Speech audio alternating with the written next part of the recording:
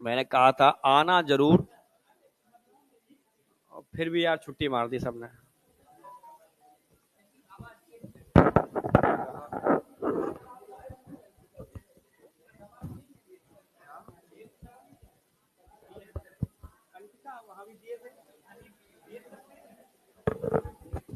फिर से बोलो। अभी दिए थे, हाँ।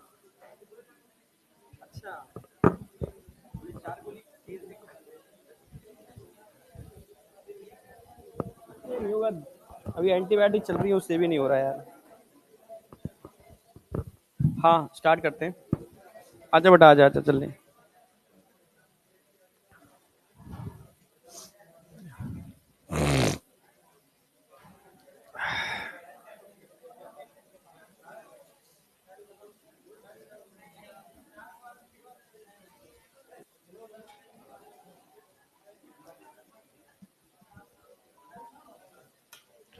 करते हैं स्टार्ट, करें स्टार्ट।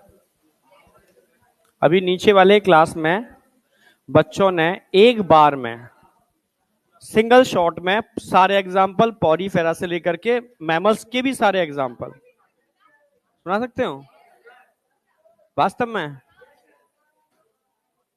अभी खत्म करा दें इसको। हाँ, ठीक है। अभी नीचे बच्चों ने तो सुनाए हैं एक बार में, मतलब नॉन स्टॉप, पॉरीफेरा से लेकर के मैमेलिया। एक बच्ची ने मैमल्स में 4 बताए हैं, एक ने तो पूरे मैमल्स के सारे याद कर लिए थे। चलो बहुत बढ़िया। मैमल्स में 4 बता देना बस मुझे, प्रोटोथीरिया, मेटाथीरिया, और वहां पर 2। ठीक है, चलो। आज का टारगेट हमारा बहुत फिक्स है, यहां तक तो कराना ही कराना है। ये 4 टॉपिक हमारे आज कवर होने चाहिए। उसके बाद का जो भी टाइम होगा, only chordates non chordates example पर फोकस करेंगे। ओके, चलो। कल मैंने कुछ बेसिक तो बता दिया था ना, ये बता दिया था ना। अब एक मैंने डायग्राम दिया था बनाने के लिए, मैंने कहा था नहीं बनाया, नहीं बनाया कोई बात नहीं, ठीक है। इसको पूरा मैं एक्सप्लेन करूंगा, जैसे मेल का मैंने पूरा एक स्लाइड में करा दिया था, ऐसे इसी के आसपास पूरा फीमेल का ट्रैक में समझा दूंगा, fully NCERT line wise line. Okay, तो स्टार्ट करते हैं, और उसके बाद मैं आज पूरा उसको एंड करता हूँ वहां तक, लैक्टेशन तक। उसके बाद करीब मुझे मिलेंगे 20 मिनट, नीचे भी 20 मिनट मुझे मिल गए थे। उस 20 मिनट के अंदर हमने डिस्कस कर लिया था, और मैंने कहा कई बच्चों ने शुरू से लेके लास्ट तक नॉन स्टॉप 5 मिनट में सारे एग्जाम्पल सुना दिए। 5 भी ज्यादा बोल गया मैं, 2-3 मिनट के अंदर है। क्या नहीं बोल दे यार। नहीं नहीं यार, सच बोल रहा हूं मैं। हाँ हाँ, मैं सच बोल रहा हूँ, बच्चों ने मतलब अपनी इच्छा से सुनाया, और दर दर दर दर दर दर दर दर दर दर एंड मैंने वाह, ये 1 47, तो सारे एग्जांपल एक एक करके बढ़िया तरीके से। तो मैं वही जो सोच रहा हूँ, ऊपर वाली क्लास तो और एडवांस है, तो यहाँ ज्यादा बच्चे होंगे। अच्छा, कितने बच्चे हैं सुना सकते हैं ऐसे, जरा हाथ उठाओ। हाँ, क्या सर, तुझे तू पता ही नहीं, तू हाथ क्यों उठा रहा है फिर? क्या याद है सारे एग्जांपल? नॉन स्टॉप सुना देगा लास्ट तक। आज तुमसे स्टार्ट करेंगे, हाँ इसी से स्टार्ट करेंगे। इधर कितने बच्चे हैं जरा ईमानदारी से बताओ। तू सुना देगा, याद करके आए हो? बहुत सही, इसका मतलब आज वही बच्चे आए हैं जो याद करके आए, बाद बाकी के निकल लिए। अरे चलो ठीक है, तो इधर 2 बच्चों से पूरा इधर पूछ लेंगे, 2 से इधर 2 से इधर, बाद बाकी से छुटपुट बीच बीच में। सर सही है, हाँ। वही 2 बच्चे बताएंगे जो हाईली कॉन्फिडेंट हैं, बाद बाकी का बीच बीच में से पूछूंगा मैं, ठीक है। चलो, ये तो टारगेट रहेगा।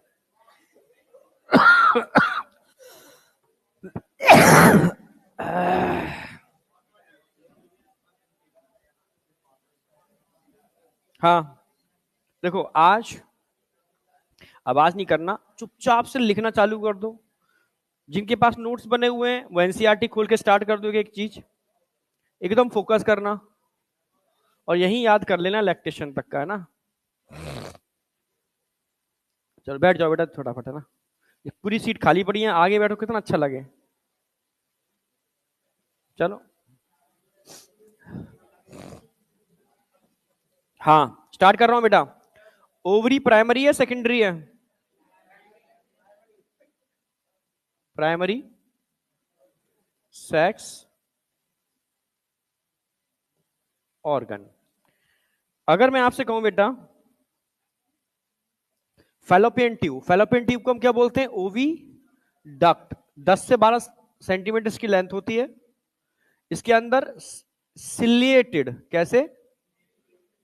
Columnar, ciliated columnar epithelial tissue होते हैं। सिलिएटेड कॉल्यूमनार एपिथेलियल टिश्यू अंदर प्रेजेंट होते हैं।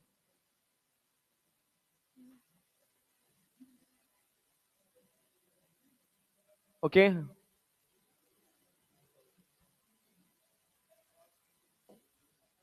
फैलोपियन ट्यूब को और क्या बोलेंगे? ओविडक्ट। ओविडक्ट। अगर ओविडक्ट की मैं बात करूं,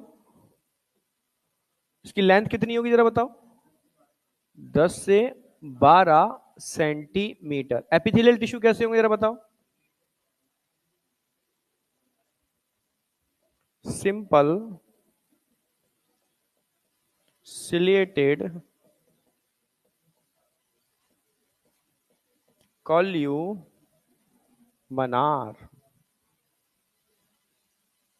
कोई डाउट? अगला क्वेश्चन आएगा कि फैलोपियन ट्यूब का एंटीरियर एंड और पोस्टीरियर एंड कौन सा होता है? तो एंटीरियर पूछेगा, आप बता दोगे ना? जहां फिम्ब्रे होते हैं वो एंटीरियर है, क्या है?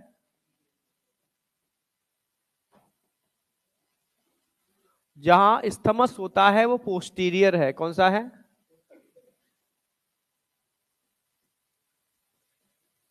यानी जो ओवरी के पास होगा वो एंटीरियर, जो ओवरी के दूर होगा पोस्टीरियर। कोई डाउट? ठीक है। अगर इनफंडिबुलम की बात करता हूं, infundibulum is a first part of fallopian tube, यानी स्टार्टिंग यहीं से होगी इनफंडिबुलम से। तो इनफंडिबुलम ये एंटीरियर है जहां फिम्ब्रे लगे हुए हैं। इसी के बीच में एक होल होगा यहां पर, इसको क्या बोलेंगे? ऑस्टिया। ऑस्टिया। ऑस्टिया से ओवा, क्योंकि ओवरी से आप जानते हो क्या रिलीज होता है यहां पर? ओवा, सेकेंडरी ऊसाइट। Secondary oocyte. ये सेकेंडरी ऊसाइट यहां से होता हुआ अंदर एंटर करेगा। ये अंदर अंदर एंटर करेगा और अंदर जाकर के ये सीलियस को कहां पहुंचा देंगे? एम्पोलरी रीजन में। कहां पहुंचा देंगे? एम्पोलरी रीजन के अंदर। ये ampulla is the widest part of fallopian tube. It is a site of fertilization. Ampulla सबसे वाइडेस्ट है और सबसे नैरोएस्ट पार्ट कौन सा होता है? स्थमस। इसमें दो बातें ध्यान रखनी है।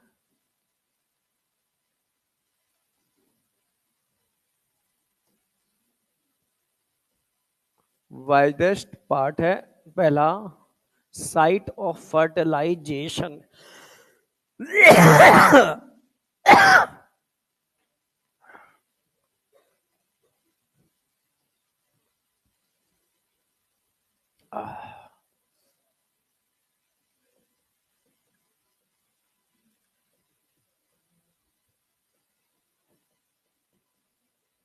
ये वो जगह है जहां पर साइट ऑफ फर्टिलाइजेशन फर्टिलाइजेशन होता है।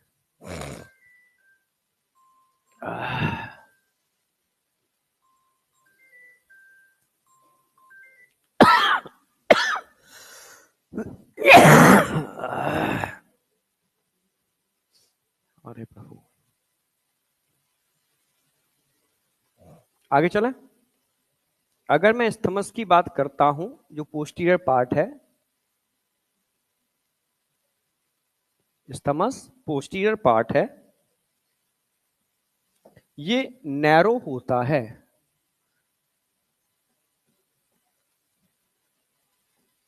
नैरो सबसे नैरो पार्ट होगा स्थमस, वाइडेस्ट पार्ट होगा एम्पुला। वाइडेस्ट है क्योंकि यहां पर ओवा ठहरता है और इंतजार करता है स्पर्म के आने का। अगर स्पर्म यहां तक पहुंच पाते हैं तो यहां फर्टिलाइजेशन होने की प्रोबेबिलिटी सबसे ज्यादा होती है, ठीक है, इसलिए it is a site of fertilization. ठीक है, तो फैलोपियन ट्यूब को आप ओवी डक्ट बोलते हैं। ठीक है, जब यहां से एग रिलीज होता है तो फिम्ब्रे का काम क्या होता है, भाई एग तो रिलीज हो गया ना, उसको अपने पास बुलाना, पकड़ के ओस्टिया के अंदर, ओस्टिया बीच में, ऑस्टिया के अंदर लेना, उठा करके यहां से ऑस्टिया में ले लेगा, ये अंदर अंदर कर लेगा। आई या नहीं आई? तो फिम्ब्रे का काम होता है कलेक्शन ऑफ सेकेंडरी oocyte या ओवा, जिसकी वजह से ये कहां चला जाता है, ऑस्टिया से होता हुआ इन फंडीबुलम वाले पार्ट में एंटर कर जाता है। Fimbriae is a finger like projection of infundibulum. यहां तक समझ में आया? तो ये होगी आपकी फैलोपियन ट्यूब की बात। तो फैलोपियन ट्यूब में दो बातें ध्यान रखोगे। फैलोपियन ट्यूब की लेंथ कितनी होती है, 10 से 12 सेंटीमीटर। फैलोपियन ट्यूब इंटरनली किस टाइप के टिश्यू से लाइंड होती है, simple columnar, simple ciliated columnar. Fallopian tube कितने पार्ट में डिवाइडेड है, 3। इनफंडिबुलम नंबर 1, नंबर 2 बताया मैंने एम्पुला, नंबर 3 बताया है स्थमस। सबसे वाइडेस्ट पार्ट एम्पुला है, सबसे नैरोएस्ट पार्ट स्थमस है। एंटीरियर पार्ट वो होता है जो ओवरी के पास होगा, पोस्टीरियर पार्ट वो होगा जो ओवरी से दूर होगा। तो ओवरी के पास आपको इनफंडिबुलम देखने को मिल रहा है, ओवरी के दूर आपको स्थमस देखने को मिल रहा है।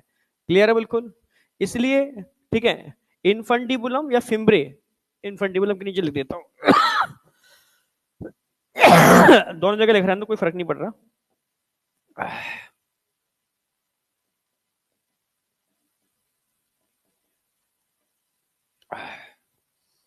ठीक है, अब बताओ यहां तक कोई डाउट?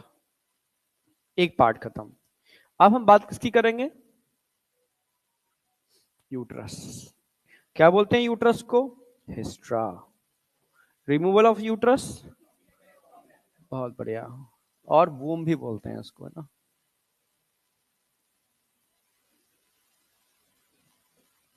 यूट्रस, हिस्ट्रा,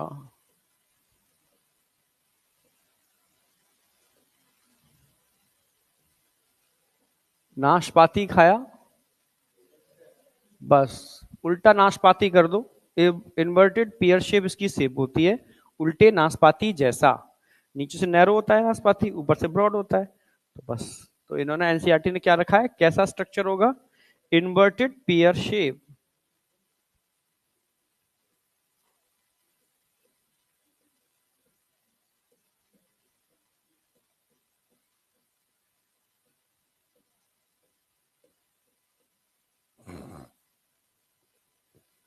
इन्वर्टेड पियर शेप इसका स्ट्रक्चर होता है। अगर मैं वॉल ऑफ यूट्रस की बात करता हूं तो उसको 3 पार्ट में हम डिवाइड कर सकते हैं।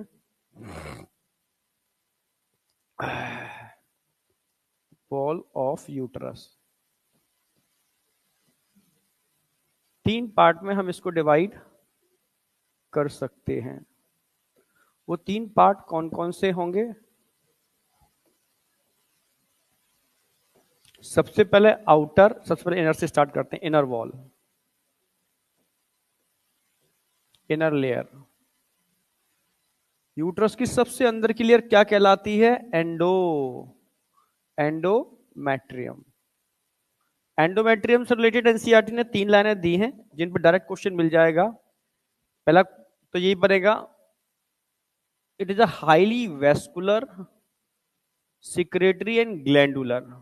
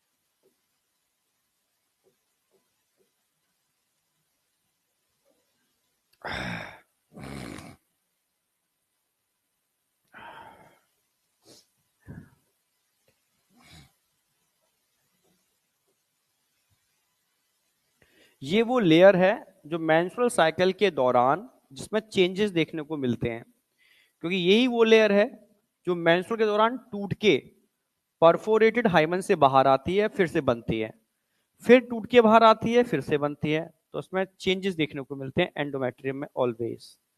सेकेंड लेयर की हम बात करेंगे, मायोमेट्रियम।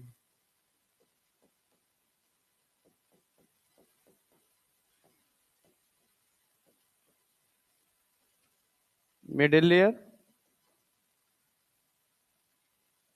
मायोमेट्रियम। अगर मायोमेट्रियम की बात करता हूं तो यहां पर टोटली स्मूथ मसल्स होते हैं। कैसे होते हैं?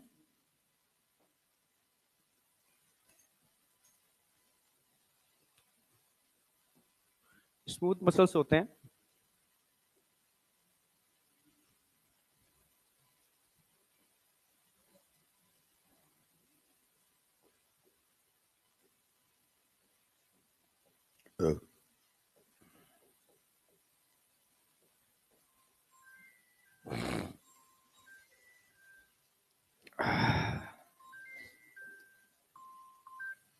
सरेंडर करते हैं।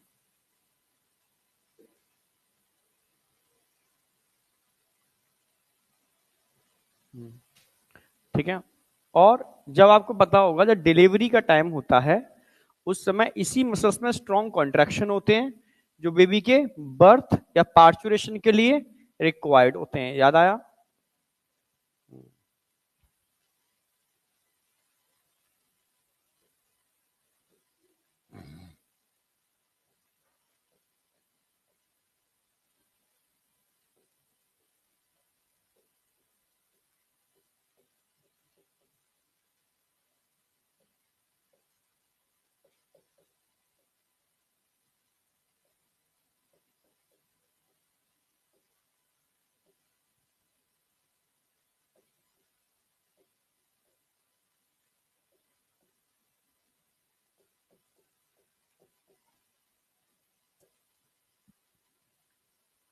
जबकि सबसे बाहर की जो लेयर है इसको हम पेरी मैट्रियम बोलेंगे। It is outer.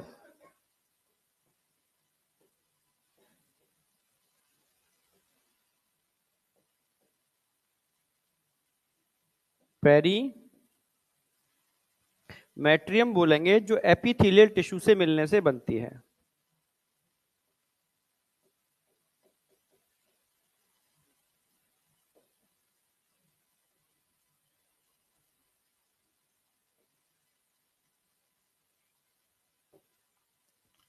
यूट्रस को तीन पार्ट में डिवाइड कर सकते हो। ऊपर का जो पार्ट होता है इसको फंडस बोलते हैं, जो भी मैं पढ़ाऊंगा अभी वहां पर, अभी एम्ब्रोलॉजी में। ठीक है, फंडस, जहां पर इम्प्लांटेशन होने की प्रोबेबिलिटी सबसे ज्यादा होती है फंडस वाले पार्ट में। ठीक है सर, क्यों होती है ज्यादा इम्प्लांटेशन, साइड में क्यों नहीं होता? होता है साइड में भी, पर ज्यादा प्रोबेबिलिटी फंडस में है। अंदर एक लिक्विड भरा होता है, इसको यूट्राइन मिल्क बोलते हैं।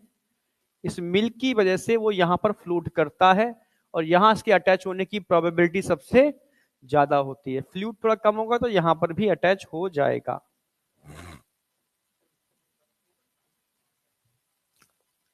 यूट्रस में अटैच हो, इस मिडिल वाले पार्ट में को ज्यादा अच्छा है, जहां ज्यादा वेस्कुलरिटी है। ठीक है, साइड वाले पार्ट को हम बॉडी बोलते हैं, जबकि नीचे वाले पार्ट को हम सर्विक्स बोलते हैं। सर्विक्स एक्चुअल में यूट्रस का ही पार्ट है पर सेपरेटली पढ़ाया जाता है। कोई डाउट?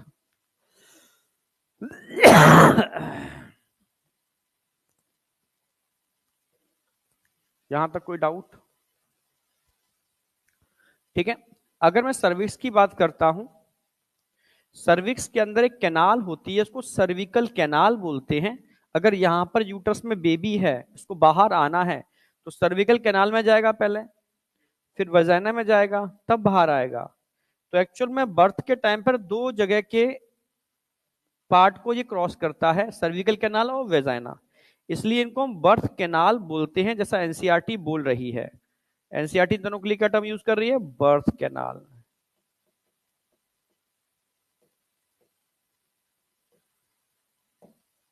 कोई डाउट? लास्ट हम वजाइना की बात करेंगे। तो वजाइना के केस के अंदर थोड़ा स्ट्रक्चर अधूरा था तो उसको पूरा कर देता हूं मैं ऐसे ऐसे।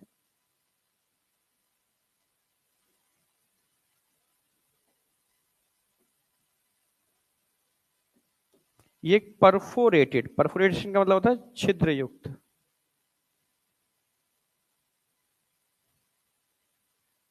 यहाँ हाइमन होता है, जो हाईली वेस्कुलर म्यूकस के लिए है हाइमन। वजाइना में से जैसे स्टमक के अंदर माइन्यूट से फोल्ड्स होते हैं, गैस्ट्रिक रूगे, तो ऐसे हल्के से माइन्यूट से फोल्ड यहां भी देखने को मिल जाएंगे वजाइनल रूगे।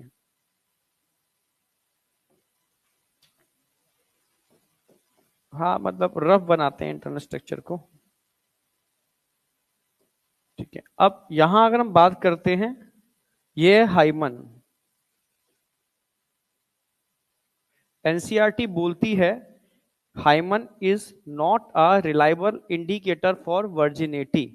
ठीक है, तो एनसीईआरटी का पूरा पैरा है, उसमें साफ साफ दे रखा है हाइमन ब्रेक हो जाती है जंप करने से, स्पोर्ट्स में पार्टिसिपेट करने से, हॉर्स राइडिंग से, ठीक है, या कोई भी ऐसा जहां झटके धक्का लग रहा है तो ब्रेक होने की प्रोबेबिलिटी है। और कभी कभी हाइमन ब्रेक नहीं होती इंटरकोर के बाद भी, तो it is not a reliable indicator for virginity. कोई डाउट? अब सीधी सी बात आती है, नेचर को इस मीडियम को प्रोटेक्ट रखना था, इन्फेक्शन ना हो, तो नेचर ने यहां पर कुछ क्योंकि एसिड, नॉर्मल एसिड HCl तो डालेंगे नहीं, जल जाएगा मामला। ठीक है, एसिड बनाना है तो यहाँ ऑर्गेनिक एसिड बनते हैं बैक्टीरिया की हेल्प से। लैक्टोबैसिलस की स्पीसीज होती है, ठीक है, ठीक है, वो यहाँ पर जो ग्लाइकोजन होता है, ग्लाइकोजन लाइक सब्सटेंस, ठीक है, हाँ, फिर उसके म्यूकस के अंदर उसको ब्रेक कर देते हैं और लैक्टिक एसिड बनता है एनारोबिक रेस्पिरेशन के अंदर। तो यहाँ की पीएच, अगर मैं वजाइना की पीएच की बात करता हूं,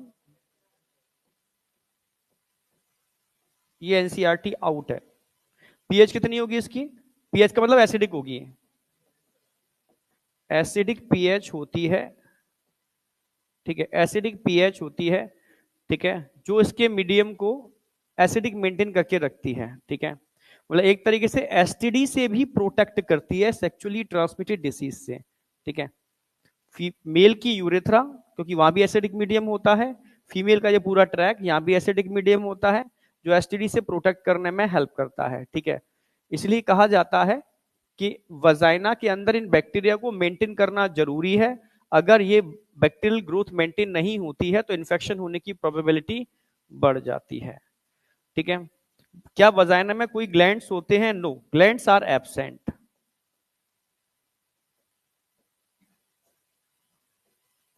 वजाइना में कोई ग्लैंड नहीं होते। ठीक है, यहां तक कोई डाउट है किसी को? बस ये काम की चीजें लिखाने को तो बहुत सारा लिखा, तो उसमें जरूरत ही नहीं है।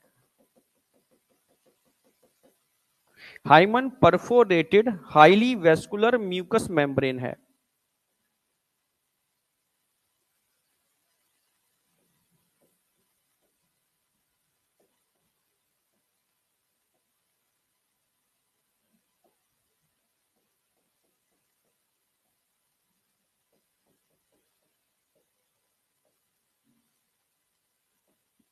यहां तक कोई डाउट?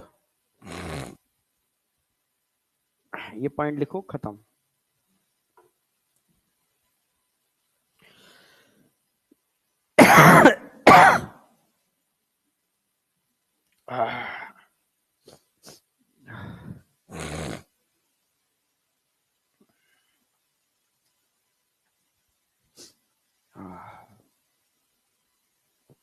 एनसीईआरटी पूरी इंक्लूड है इसके अंदर, है ना?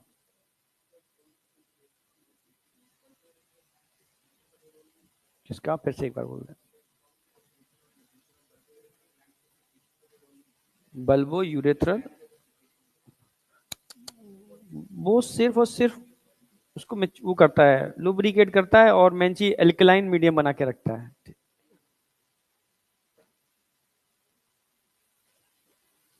हाँ, कंप्लीट करो। अब एक एक करके उठाएंगे, पहले मैं ओवरी उठाऊंगा, फैलोपियन ट्यूब पूरी लिख दी, जरूरत नहीं है। एक ही बात है ना, एंटीरियर का मतलब है जो ओवरी के पास है। ऑप्शन में फिम्बरी हो या इनफंडिबुलम हो, fimbriae is a part of infundibulum. Enough इसके तीन पार्ट होते हैं। इनफंडिबुलम में ही फिंगर लाइक प्रोजेक्शंस होते हैं, इसको हम इनफंडिबुलम, इसको फिम्बरी बोलते हैं।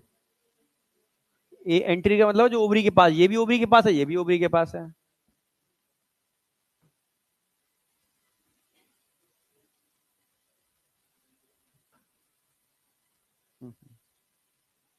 अच्छा, ये बोर्ड है। ये टीवी है।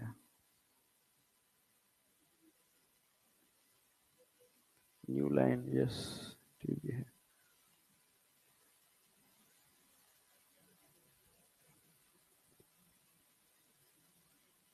ये ओनली टीवी है ना बस। स्क्रीन है बस। हम्म, ये सब स्क्रीन ही है, सारी नॉर्मल है ना, पैनल तो ये वाला है दो बस। हाँ, दो पैनल है।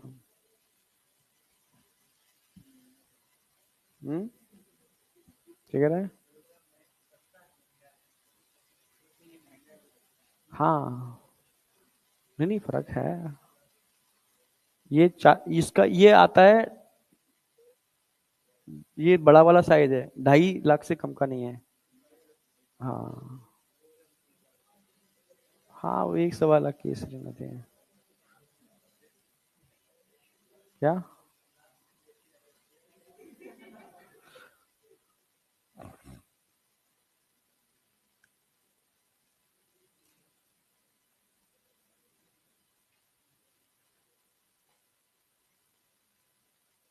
हो गया? कोई डाउट? इसमें कुछ पूछना है तो मुझे बताओ। फुल एनसीईआरटी का बोर्ड है, इससे बाहर कुछ नहीं है। ओवरी से स्टार्ट कर रहा हूँ फिर मैं। ये तो मैंने बताई दी आपको, उसमें तो कोई डाउट होगा ही नहीं। क्या कह रहे हो? कुछ रह गया?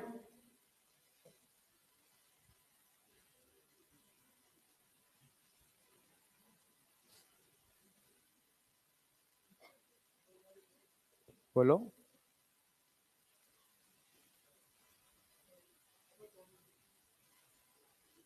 ये widest part, site of fertilization. ये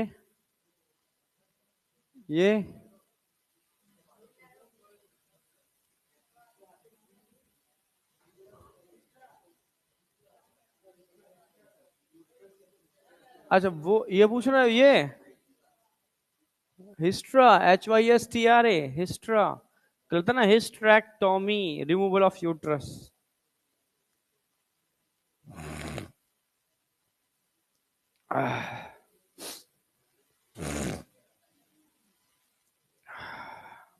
नहीं नहीं, गर्म तो पीऊंगा ही, लेकिन मंगा लूंगा मैं। अरे भाई, गर्म पानी इधर भी दे देना एक, गर्म, तो ले आना।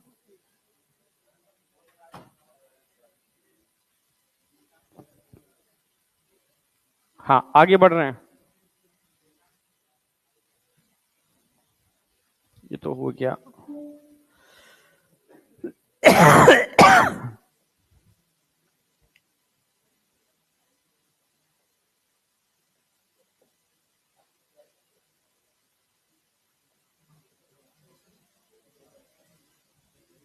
हाँ, जैसे हमने टेस्टिस में कुछ बेसिक लाइनें डाली थी, वही बेसिक लाइनें हैं, पर समझाऊंगा उसके बाद मैं आगे बढ़ाऊंगा, ठीक है?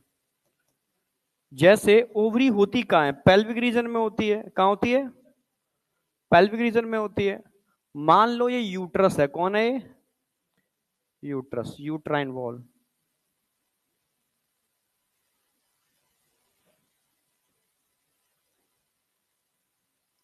हाफ दिखा देते हैं इस तरीके से। It is a wall of uterus.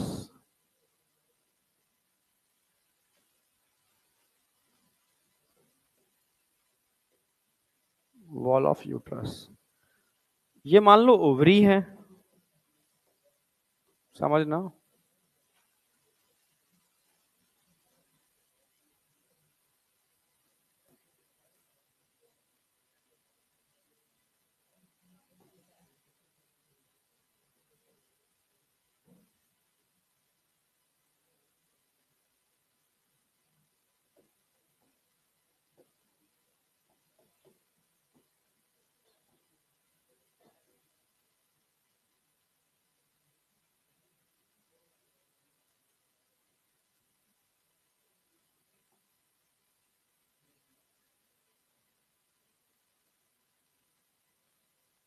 हाँ, और ओवरी को यूट्राइन वॉल से जोड़ने के लिए हमें क्या चाहिए होते हैं? लिगामेंट।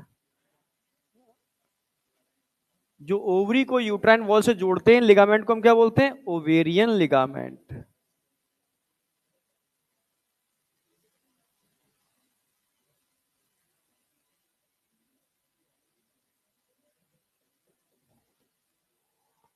कोई डाउट?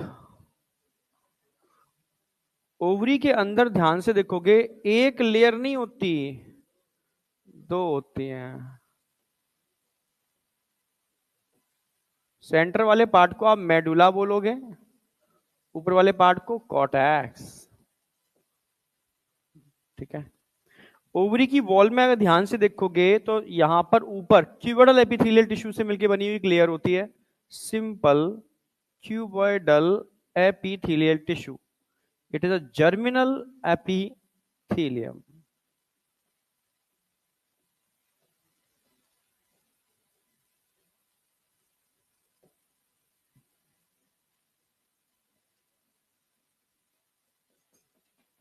पूरे में ही होती है, थोड़ी बना के छोड़ देता हूं मैं।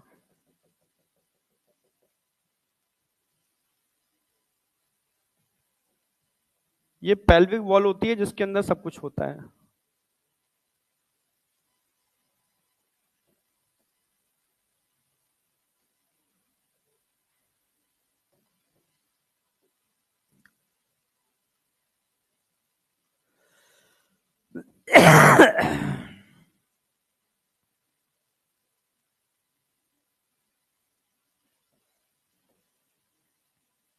ओवरी को पेल्विक वॉल से सपोर्ट देने के लिए यहां भी आपको कुछ एक लिगामेंट जैसे स्ट्रक्चर नजर आएंगे, इनको बोलते हैं सस्पेंसरी लिगामेंट।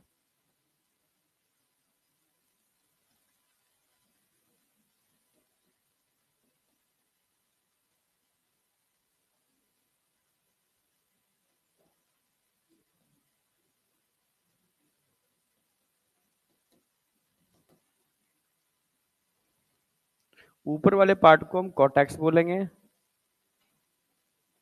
अंदर वाले पार्ट को medulla.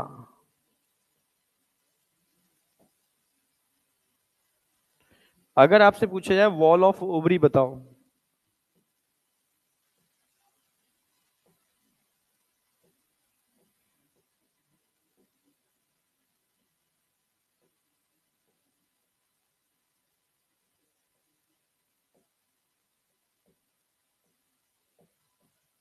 Outer, inner. Outer layer क्या कहलाएगी? Germinal epithelium.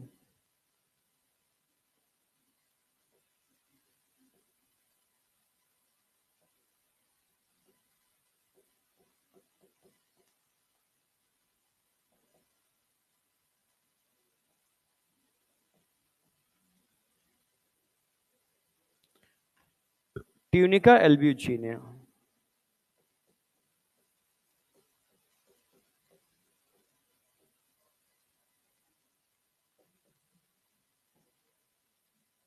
अंदर की लेयर ट्यूनिका एल्ब्यूजिनिया। ओवरी में जो भी कुछ भरा पड़ा है स्ट्रोमल टिश्यू है, इनको भी दो पार्ट में डिवाइड करते हैं हम, आउटर, इनर। बाहर वाले जो स्टोमल टिश्यू होते हैं इनको हम क्या बोलेंगे? कॉर्टेक्स। अंदर वाले को क्या बोलेंगे?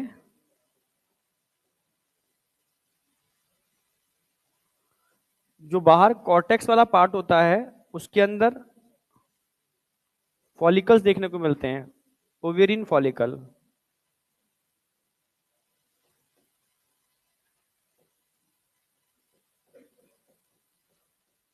जबकि मेडुला के अंदर artery, when, lymph vessels, nerves etcetera.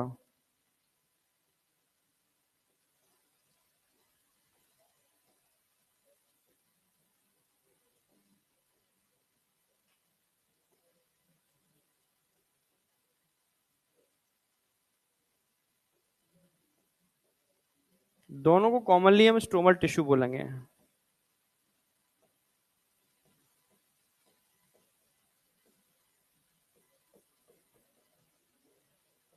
अब बताओ, अब एनसीईआरटी बोलती है कि ओवरी को होल्ड करने के लिए दो लिगामेंट होते हैं जो ओवरी को यूट्राइन वॉल से जोड़ रहे हैं, ओवेरियन लिगामेंट।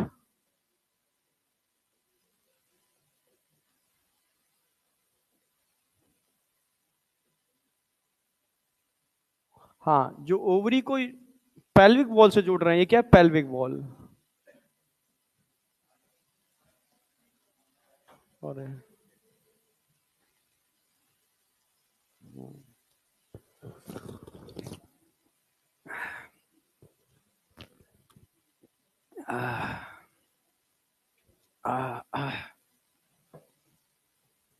हाँ, pelvic wall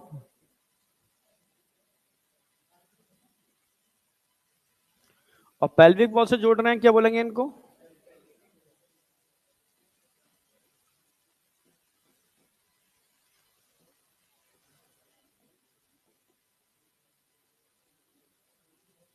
suspensory ligament, ovarian ligament, suspensory ligament. अब सारी बातें कवर हो गई इसके अंदर जो होनी चाहिए जनरली एनसीईआरटी की।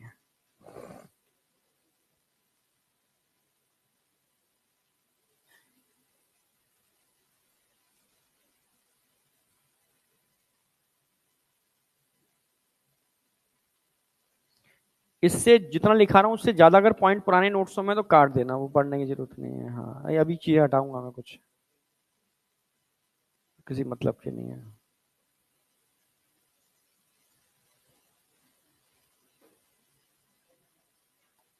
अगले वीक मैं इसे भी खत्म करूंगा और रिप्रोडक्टिव हेल्थ भी खत्म करूंगा। 2 चैप्टर का टारगेट है जब मेरा वीक अगला आएगा ना। है हेल्थ ना। हाँ,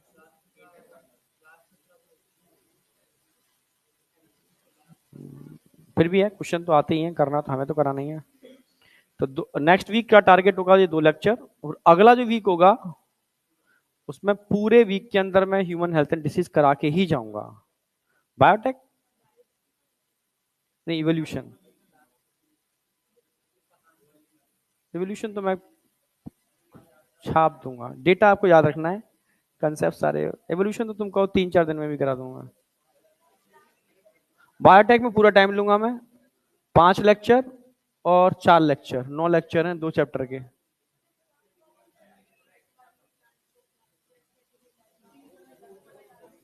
कभी क्वेश्चन आया आज तक?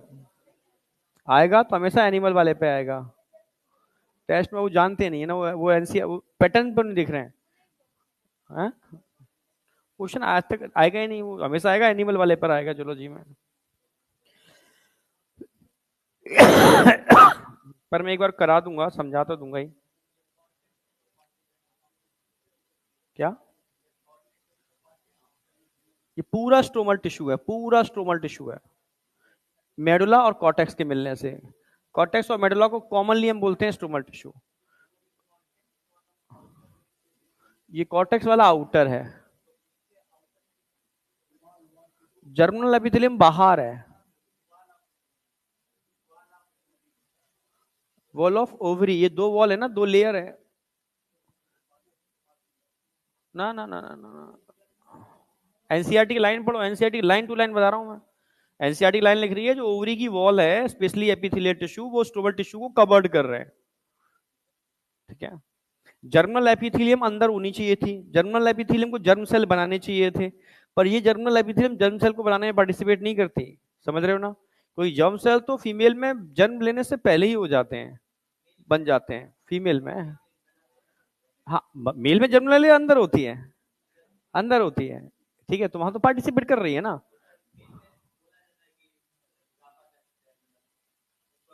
हाँ बिल्कुल, पीवर्टी से स्टार्ट होते हैं, बुढ़ापे तक बनता रहता है। वो तो बनती रहती है ना, नई नई लेयर बननी है वो तो।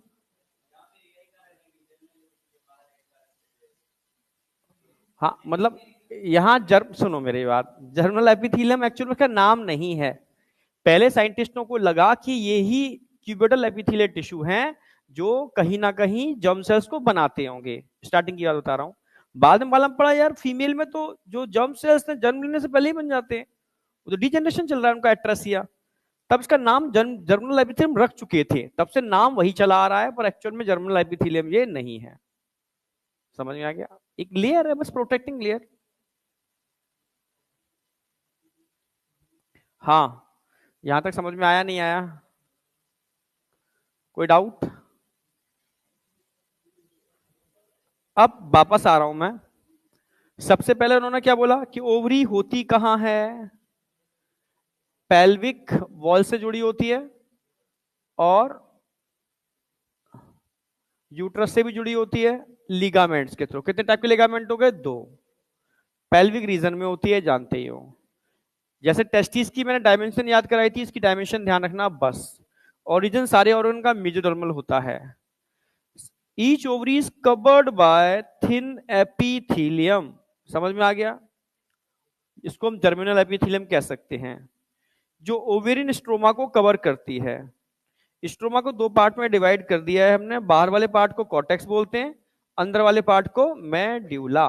यानी एनसीईआरटी की इन्हीं लाइन को मैंने यहां पर डायग्राम में कन्वर्ट कर दिया है। कोई डाउट? जिससे कि तुम्हें पढ़ना नहीं है, बस डायग्राम देखना है, आगे निकल जाना है। Quick revision. समझ में आ गया?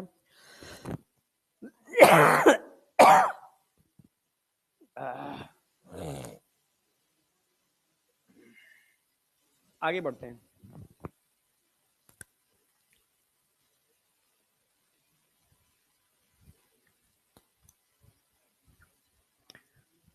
ये ओवरी का अंदर का स्ट्रक्चर है। बस इसको मैं जब फॉलिकुलर स्टेज समझाऊंगा ना, वहां कराऊंगा। बस दिखा दिया है ऐसी ओवरी होती है। अब आ जाओ, वोल्वा, पोडेंडम, एक्सटर्नल जेनाइटिलिया, एक ही बात है।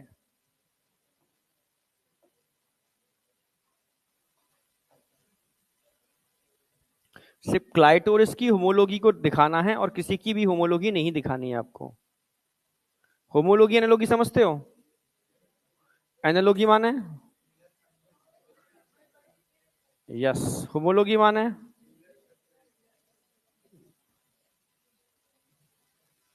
कोई भी चीज अलग अलग एनिमल्स के अंदर अक्सर कर होमोलॉजी को रिप्रेजेंट करेगी, यानी एनाटॉमिकली सिमिलर सिमिलर होंगे, पर स्ट्रक्चरली फंक्शनली डिफरेंट होंगे।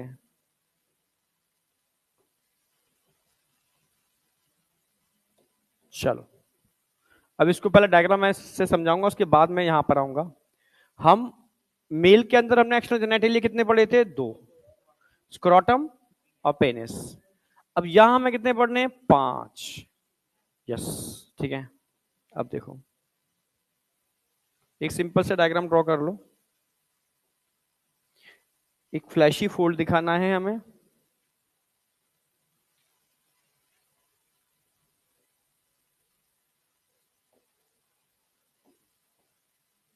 उसके नीचे एक थिन फोल्ड दिखा दो।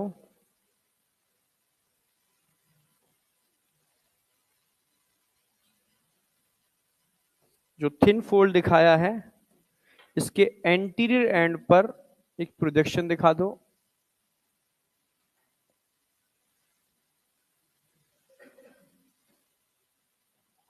इसको कवर करती हुई एक प्रीप्यूस भी दिखा दो।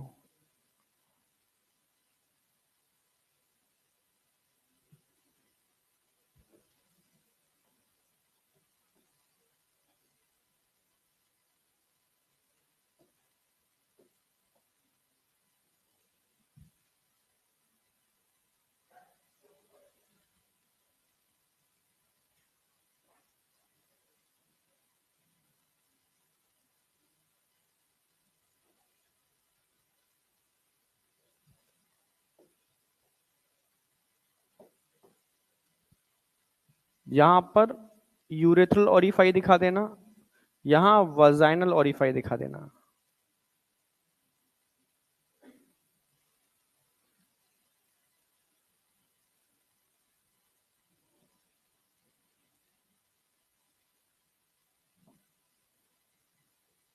यूरेथ्रा के अराउंड पैरा यूरेथ्रल ग्लैंड दिखानी है, उसकी पेरिफेरी पे मिलने वाली यूरेथ्रल ग्लैंड। वजाइना के अराउंड आपको बर्थोलाइन ग्लैंड दिखानी है, दोनों ही पेयर में है।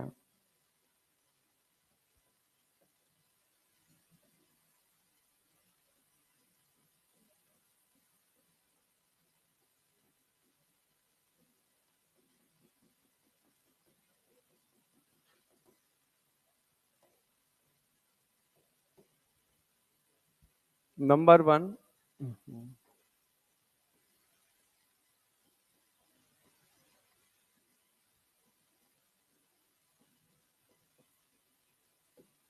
नंबर टू,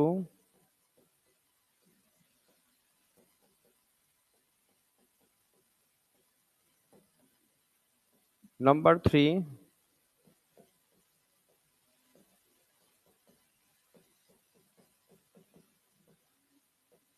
नंबर फोर,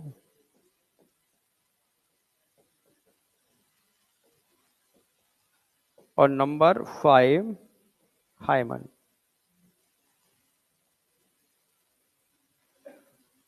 बस।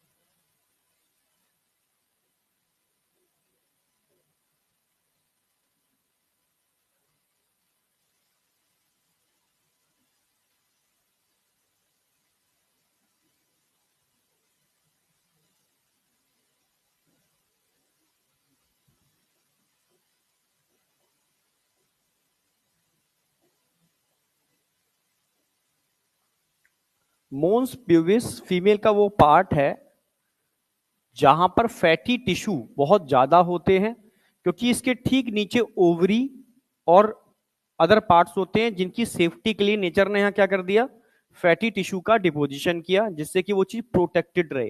फैट शॉक एब्जॉर्प्शन का काम करता है। ये वो पार्ट है जहां पर फैटी टिश्यू के साथ साथ हेयर भी देखने को मिल जाते हैं फॉर प्रोटेक्शन। ठीक है। फाइनली अगर हम बात करते हैं तो दो चीजें ऐड करनी है इसके अंदर,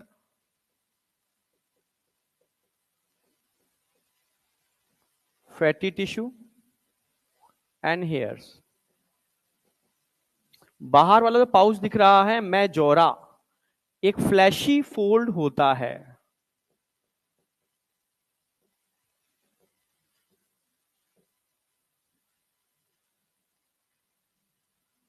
फ्लैशी फोल्ड है।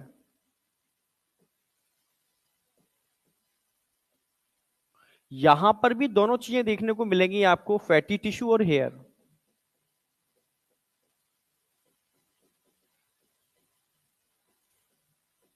पर माइनोरा के अंदर ना तो फ्लैटी टिश्यू होते हैं ना हेयर्स होते हैं। ठीक है, इज थिन स्किन।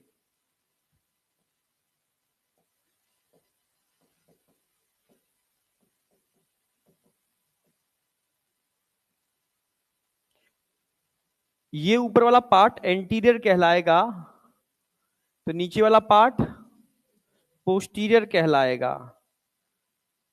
तो एंटीरियर पार्ट पर क्वेश्चन आएगा माइनोरा या majora, minora.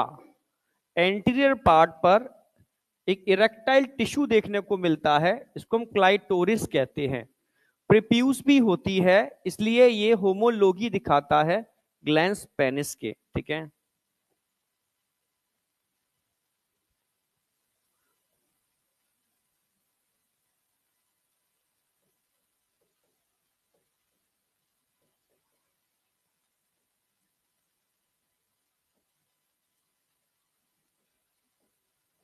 Labia minora.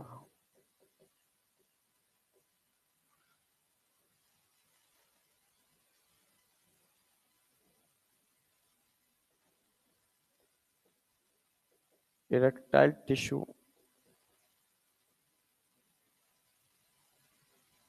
Plus prepuce. Prepuce मतलब फोरस्किन। हाइमन मैंने बताया था परफोरेटेड थिक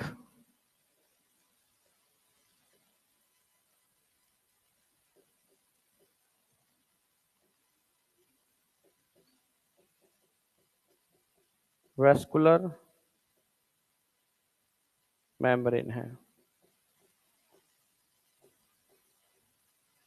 जिसका होना ना होना वर्जिनिटी को डिसाइड नहीं करता। ये सारे क्वेश्चन इस तरीके से सॉल्व होंगे जैसे लिख रहा हूं मैं, ठीक है। अगर मैं आपसे कहूं लेबिया माइनोरा के अंदर का जो पार्ट है,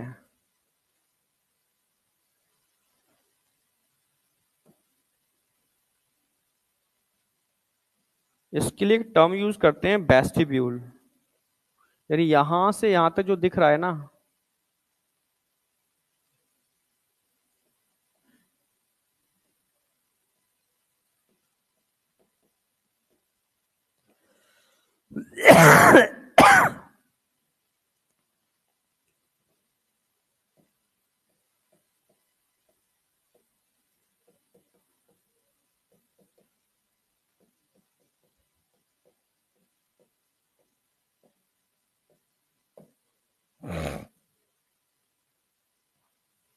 यहां दो ओपनिंग आपको देखने को मिलेंगी, एक तो यूरेथ्रल ओरिफायर, एक वाजाइनल ओरिफायर।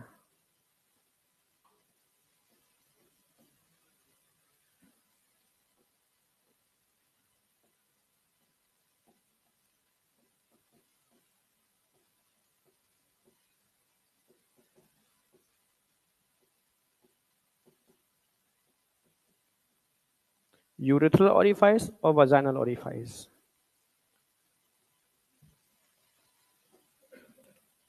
यहां भी पेयर ऑफ ग्लैंड्स देखने को मिल रही है, ऐसी पेयर ऑफ ग्लैंड यहां भी देखने को मिल रही है।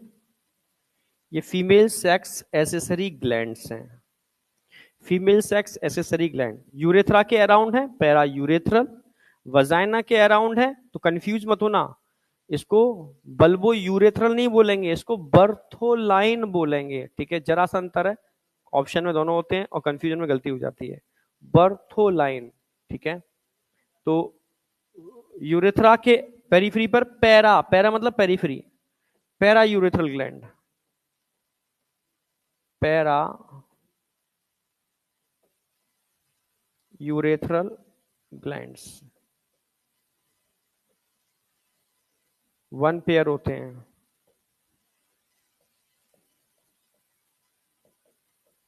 जबकि बर्थोलाइन भी वन पेयर होते हैं।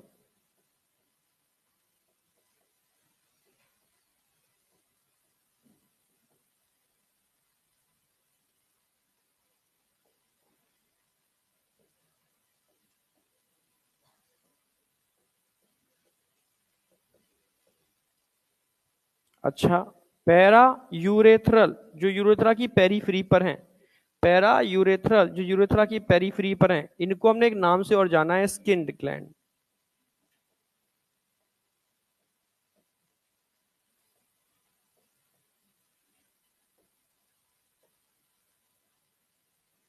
ये ध्यान रखना है आपको।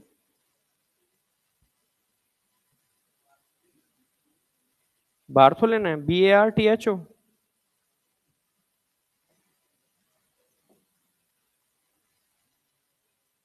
BARTHO, Bartholin gland. कंप्लीट कर लो।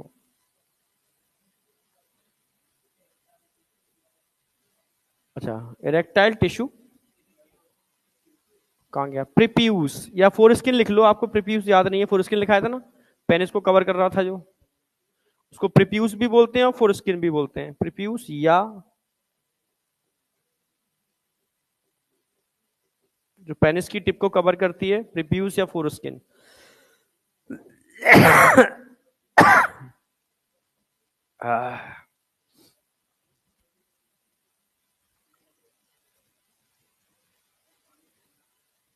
अरे हाँ, पानी क्या है।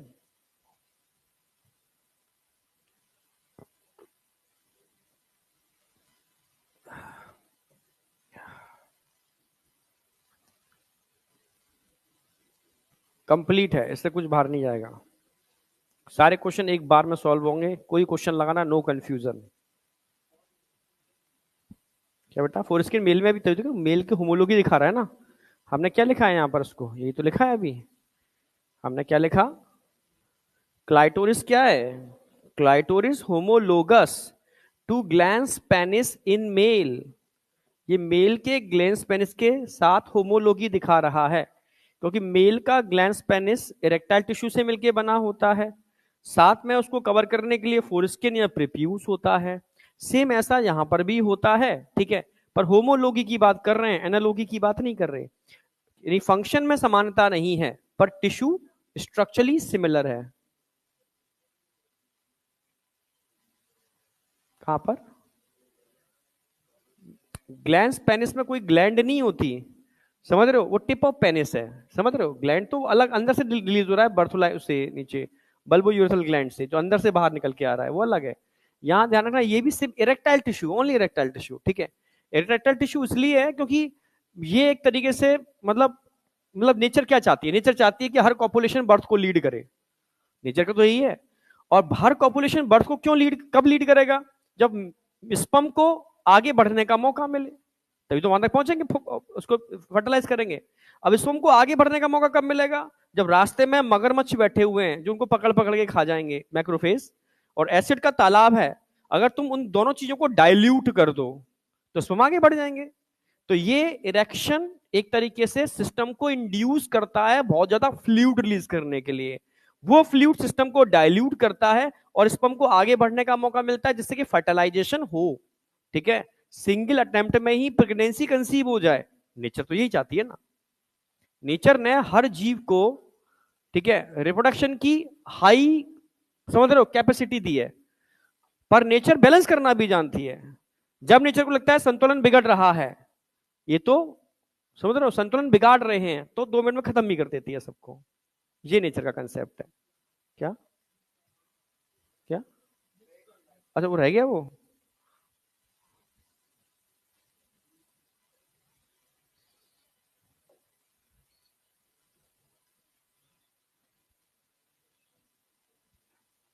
कंप्लीट करो। ठीक है, ये लगभग ये खत्म हो गया। अब हम मेमोरी ग्लैंड और लैक्टेशन पढ़ेंगे, फिर पूछेंगे। कम से कम 4 बच्चे तो ऐसे हों जो मुझे शुरू से लास्ट तक एक बार में नॉन स्टॉप दर्द दर्द दर्द दर्द दर्द एक इस तरह सुना दें सारा का सारा। कम से कम 4 बच्चे तो मुझे चाहिए बुलंद आवाज में। जो हाथ उठाएगा पहले उससे, बीच वालों से तो फिर हम धीरे धीरे पूछते रहेंगे।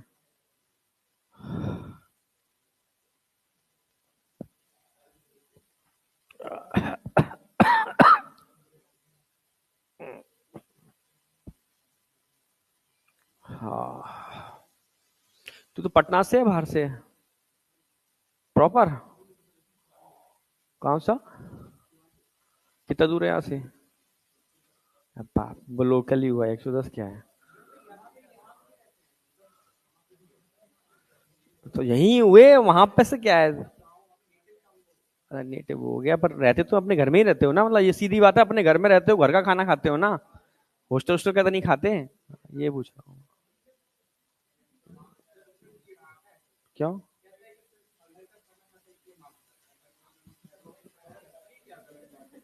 बिल्कुल गलत बात है, ये अपनी मक्कारी को छुपाने का तरीका है। यस। जब तुम नीट की तैयारी कर रहे हो, मैं हर बार बताता हूँ, मैंने नेट की तैयारी की थी 6 महीने के लिए, 6 महीने 3-4 महीने की थी। मैं और मेरा दोस्त, मेरे ही नाम राशि का था, मनीष जैन, मैं मनीष दुबे, ठीक है, हाँ, साथ साथ। तो हम लोग वही, स्टूडेंट लाइफ में पैसे नहीं होते हैं, और हम लोगों ने पिताजी से लेने छोड़ दिए थे बहुत पहले ही, ठीक है। तो हमने कहा यार नेट की तैयारी करनी है, ठीक है। तो उसमें पढ़ने के लिए एक टीचर थे, वो तैयारी कराते थे सुबह के टाइम, तो हम जाते थे। तो हमने कहा यार बहुत दूर है, सुबह मतलब जा रहे हैं, कुत्ते पीछे पड़ रहे हैं, साइकिल हुआ करती थी, कुत्ते खा खा गए तो कचड़ा हो जाएगा सारा, फिर खत्म, मामला खत्म। तो हम लोग ना वहीं रूम लेते हैं, मैं और दोस्त ने कंफर्म किया वहीं रहते हैं, ठीक है। तो रूम लिया, रूम देखा, सस्ता रूम ढूंढना है, तो रूम महंगे थे, 1000 रुपए, 1200 रुपए। तो हमें चाहिए था ऐसा रूम जो सस्ता मिल जाए, 400 रुपए में मिल गया हमें, रूम नहीं था वो उनके घर पे टॉप पर एक टीन डाल देते हैं स्टोर रूम बनाने के लिए, एक टीन शेड पड़ा हुआ था, मिट्टी जो होती है इसका। हाँ, कोई है क्या? हाँ, बुला लो कोई है तो।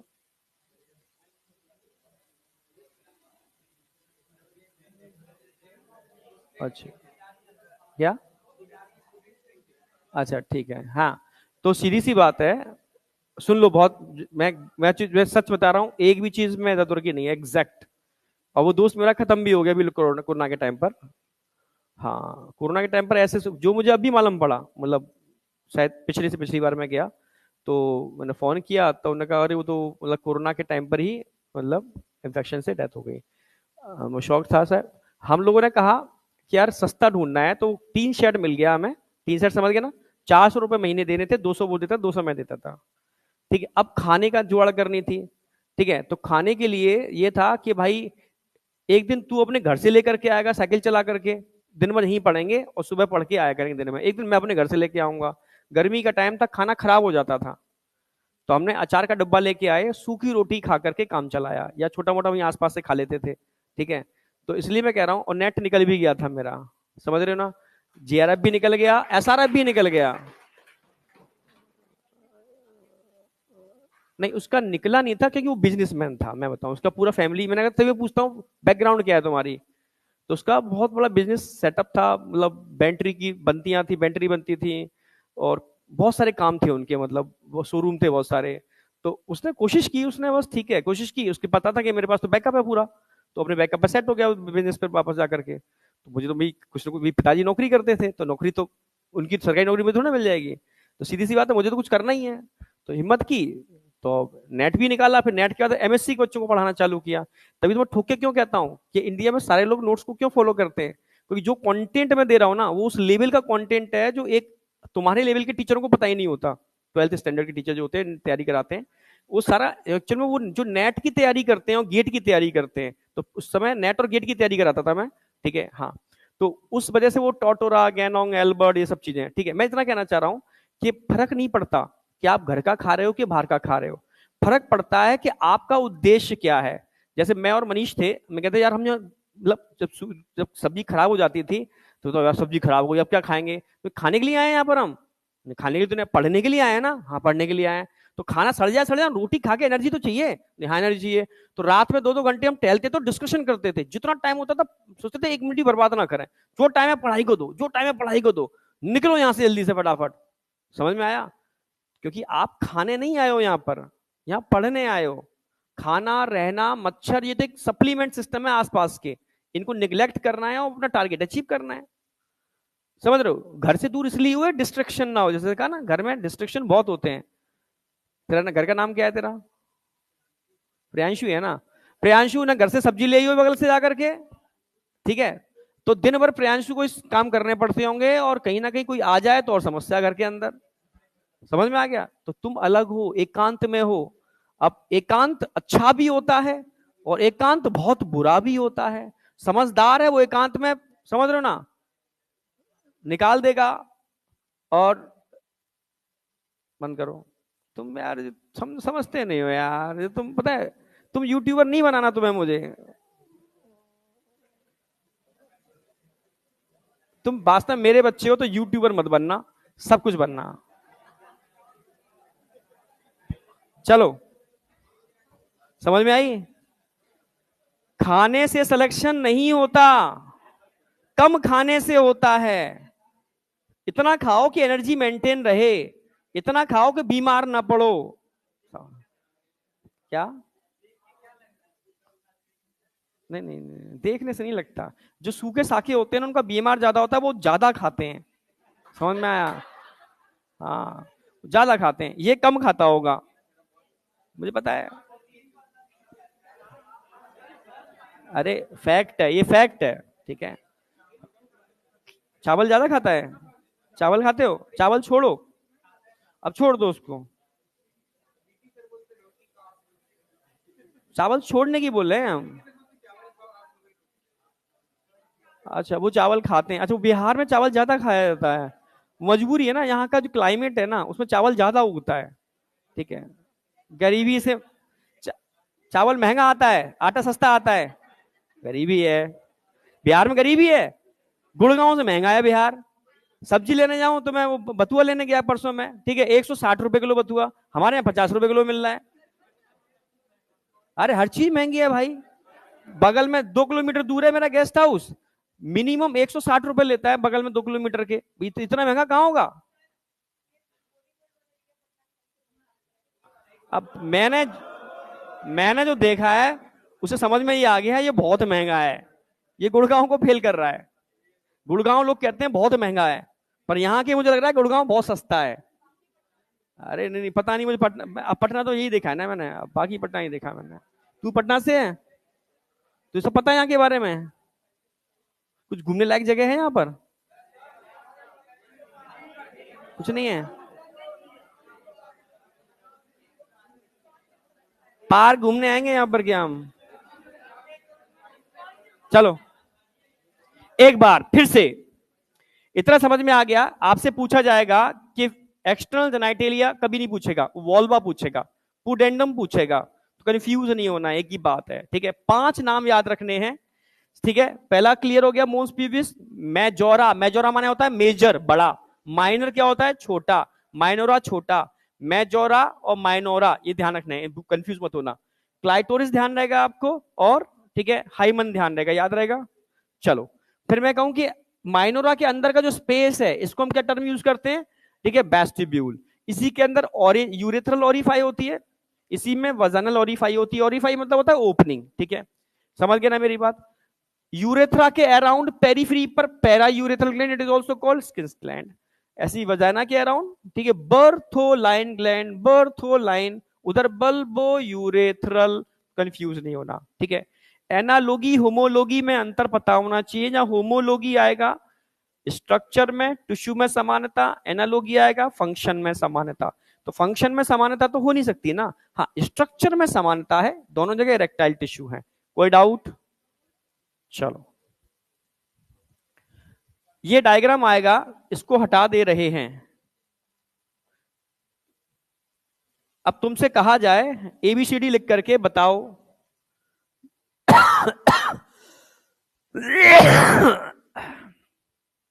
तुम बता पाओगे?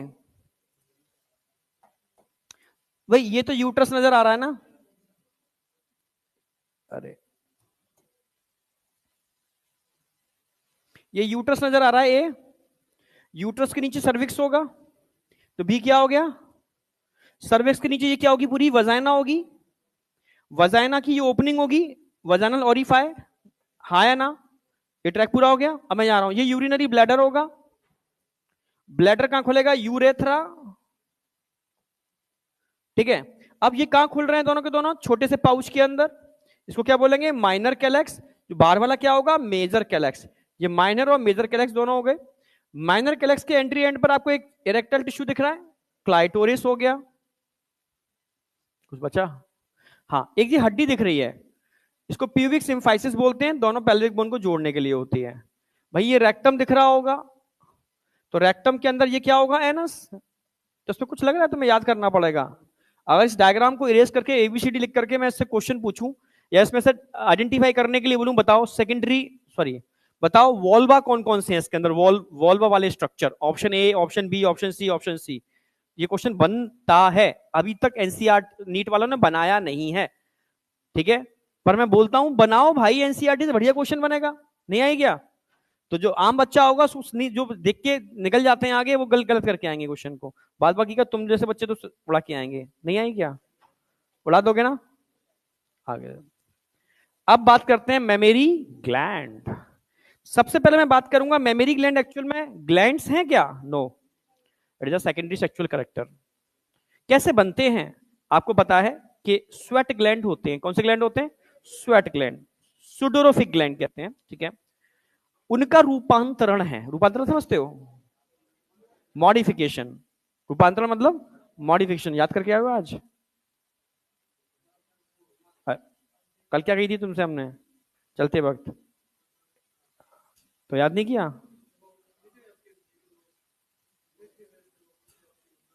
पीछे का याद किए हो ना, मतलब इन नॉन कॉर्डेट याद किए हो पूरे? कॉर्डेट मत सुना, नॉन कॉर्डेट, कॉर्डेट किसी और से पूछ लेंगे हम। ठीक है चलो, हाँ तो ठीक है, तो सुडोरोफिक ग्लैंड का रूपांतरण है, समझ में आ गया? जो समय के साथ डेवलप होते हैं हार्मोनल इन्फ्लुएंस से। प्यूबर्टी आती है तब डेवलपमेंट होता है, तो प्यूबर्टी के टाइम पर एस्ट्रोजन का लेवल बढ़ा हुआ होगा, और जब प्रेगनेंसी होती है तब उस समय प्लेसेंटल लैक्टोजन, लैक्टोजेनिक हार्मोन है, ठीक है, एचपीएल, ह्यूमन प्लेसेंटल लैक्टोजन, ठीक है, प्रोलैक्टिन और मेनली प्रोजेस्टेरॉन, ये तीनों हार्मोन मिलकर के, ठीक है, इसके डेवलपमेंट के लिए रिस्पॉन्सिबल होंगे। समझ में आ गया? ठीक है, चलो ठीक है। अब एक डायग्राम बना रहा हूं, ऐसे से याद रखो। ग्रेप्स समझ तो, ग्रेप्स अंगूर, अंगूर का एक गुच्छा ऐसे समझो, ठीक है। क्वेश्चन जैसे आएगा वैसे ही बता रहा हूं मैं। एक तो सीक्वेंस पे क्वेश्चन आता है। मान लो ये एक सिंगल लोब है, क्या है? इसके अंदर एक गुच्छा होगा अंगूर का, क्या होगा? एक गुच्छा। अरे भगवान, समझना। मान लो ये एक सिंगल डक्ट है, क्या है? ये डक्ट है, और डक्ट की साइड ब्रांच होती है, इनको ट्यूब्यूल्स बोलते हैं। क्या बोलते हैं? ट्यूब्यूल्स। ये ये ये ये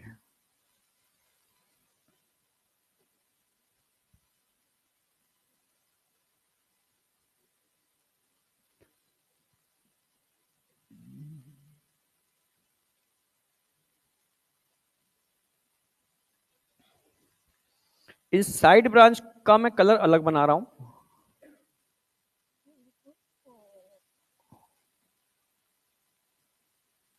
ये सब ट्यूब्यूल्स हैं, ट्यूब्यूल्स, ट्यूब्यूल्स, ट्यूब्यूल्स, ट्यूब्यूल्स। ठीक है, ट्यूब्यूल्स डक्ट में खुल रहे हैं।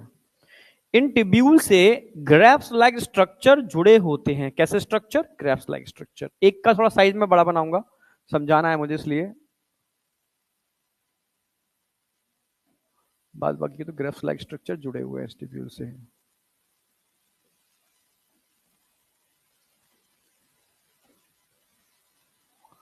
अगर इस ग्रेप्स लाइक स्ट्रक्चर की बात करता हूं तो एक्चुअल में ये छोटी छोटी सेल के मिलने से बनता है।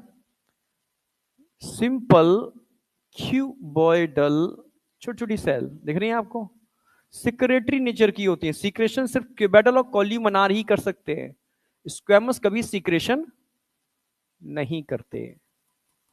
मिल्क सीक्रेटिंग सेल्स हैं, और इनके ऊपर होते हैं स्मूथ मसल्स। कैसे muscles? Network of smooth muscles में थोड़ा थोड़ा बना बना के दिखाते रहो, नेटवर्क ऑफ स्मूथ मसल्स।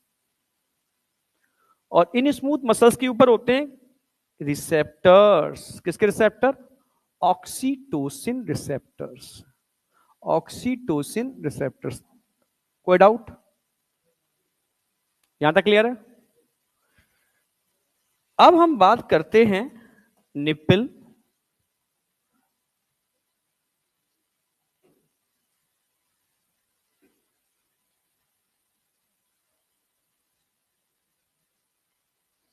एक निप्पल, तुम्हें क्या लगता है निप्पल में एक सिंगल डक्ट होती है, मल्टीपल डक्ट होते हैं? यस, क्योंकि बच्चे की भूख को मिटाना है तो सिंगल डक्ट से इतना मिल्क नहीं आएगा। अब समझना, अब ये जो डक्ट आ रही है आगे जाकर के एक एम्पुला लाइक स्ट्रक्चर बनाएगी। ये ऐसे ऐसे, क्लियर है? और ये एम्पुला एक डक्ट के माध्यम से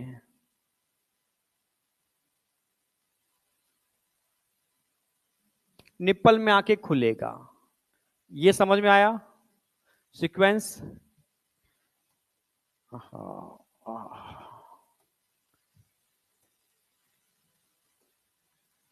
यहां पर एरेउला होगा पिगमेंटेड रीजन। क्या होगा? Pigmented region, areola. जितना भी पिगमेंटेड रीजन होता है हाईली सेंसरी नेचर का होता है। कैसे नेचर का होगा? क्योंकि मिल्क का formation and secretion total neuro sensory nature की मैकेनिज्म है। कैसी है? Neuro sensory.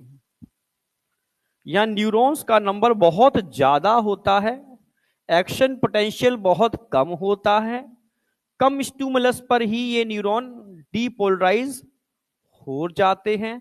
तो ऐसे इलाके जहां पर कम स्टिमुलस पर न्यूरॉन डीपोलराइज होते हैं हाईली सेंसरी इलाके कहलाते हैं।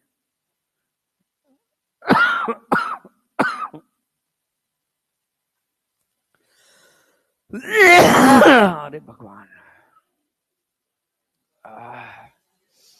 अरे पानी से नहीं होगा भाई।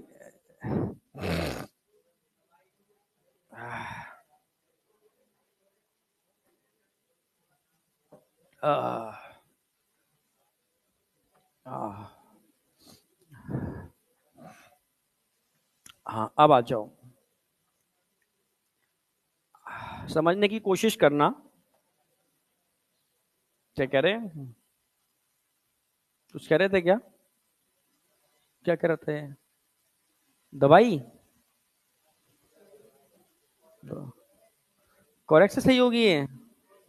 इस समय इतना खतरनाक वायरल फैल रहा है, समझ रहे हो, वो सब कर रहे हैं। ठीक है, गार्गल करके सोए हैं, इसलिए आज बोल पा रहे हैं। कल शाम की क्लास तो कैंसिल ही करनी पड़ी थी, गला ही रुक गया था बिल्कुल। ठीक है, तुम्हारी क्लास हो पाए। क्या? क्या? अब तुम रोज एंटीबायोटिक खाओगे तो एंटीबायोटिक बेकार हो जाएगी ना काम करना। अब जब गले का काम है तो आए दिन गला खराब होता है, और बच्चों के बीच में रहते हैं तो एक बच्चे को भी इन्फेक्शन होगा, दूसरे तुरंत दूसरे को फैलता है। इम्यूनिटी कमजोर हो जाती है जब आप ट्रेवल करते हो, समझ रहे हो ना, सोते नहीं हो, रात 12 2 2 बजे तक रिकॉर्डिंग कर रहे हो, तुम्हारी तरफ मस्ती थोड़ा ना चल रही है। आए बैठ गए आराम से, गर्दन हिलाई, घर चले गए मस्ती से। वहां पर जाकर के हॉस्टल की रोटियां तोड़ रहे हैं क्या भैया, तो वसूल करना है। फिर सुबह उठ के मुंह उठा के चले आए। समझ में आया? 3 3 दिन 3 3 घंटे सो रहे हैं तो क्या होगा? समझ में आ गया? तो हाँ, कॉर्टिसोल का लेवल बढ़ेगा, और कॉर्टिसोल इम्यूनिटी सप्रेसर का काम करता है। समझ में आया? तो मैं ऑनलाइन को बलिदान देता हूं, स्पेशली यूट्यूब को छोड़ देता हूं अगर तुम्हारी क्लास में कोई दिक्कत आ रही हो, पर तुम्हारी क्लास को प्रायोरिटी मिल जाती है। समझ में आया? अब इधर आ जाओ। बिना पूछे तो छोड़ूंगा नहीं मैं, आज तो पूछूंगा तो हुई ना। अब आ जाओ, ये डायग्राम ड्रॉ कर लेना, काम का है।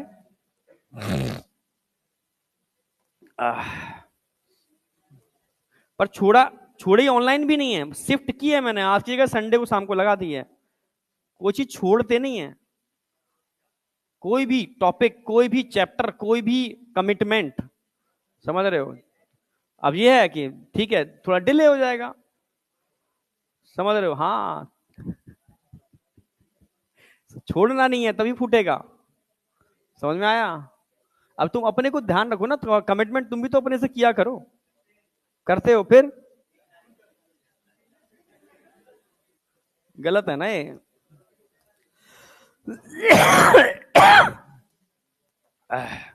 अब सुनो मेरी बात, अब सारे इधर आ जाओ। ये पूरा एक बंच नजर आ रहा है, बंच, एक सिंगल बंच, हाँ या ना? इस सिंगल बंच को आप क्या बोलोगे? Memory lobe. कितने मेमोरी लोब्स होते हैं ऐसे? है? 15 से 20। एनसीईआरटी की लाइन। कितने होते हैं? 15 से 20।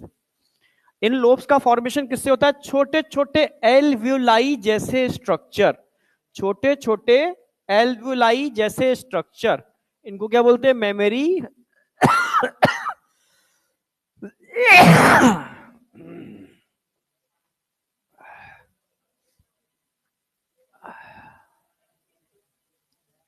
नहीं खाएंगे अभी तो, एस्टेप्सल खाएंगे तो बोलेंगे कैसे? मेमोरी एल्वुलस। क्लियर है बिल्कुल? इन मेमोरी एल्वुलस में ध्यान से देखोगे, आपको क्या नजर आ रहा है? छोटे छोटे सेल, छोटे, कौन दे रहा है स्टेप्सिल्स?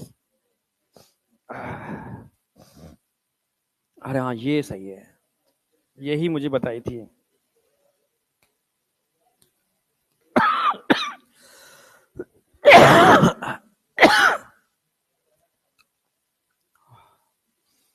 मिल्क सीक्रेटिंग सेल्स क्या है ये?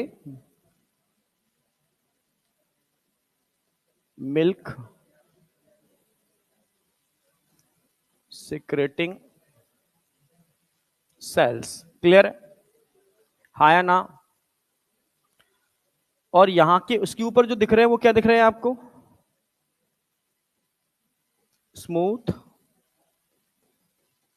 मसल्स। इनके ऊपर जो रिसेप्टर दिख रहे हैं कौन से हैं? Oxytocin receptor. कोई डाउट? अब ये सारे के सारे स्ट्रक्चर कहां खुल रहे हैं? छोटे छोटे टिब्यूल्स में। किसमें? छोटे छोटे टिब्यूल्स में। इनको क्या बोलते हैं? मेमोरी,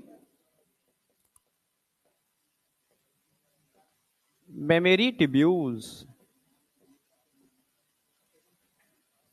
और टिब्यूल्स कहां खुलते हैं? थोड़े बड़े स्ट्रक्चर में। उन बड़े स्ट्रक्चर को हम क्या बोलते हैं? Memory duct. क्या बोलेंगे इनको हम? Memory duct. मेमोरी डक्ट एक वाइडेस्ट पार्ट में खुलता है, इसको क्या बोलेंगे हम?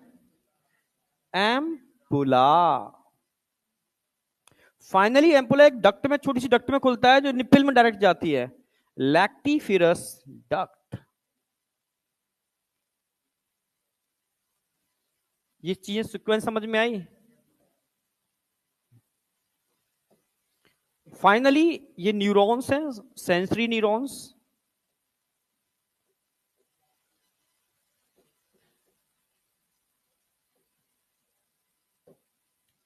ये निप्पल है और जो डार्क पिगमेंटेड एरिया दिख रहा है, एरियोला। इन दो को मैं चलो ठीक है, समझ तो गए।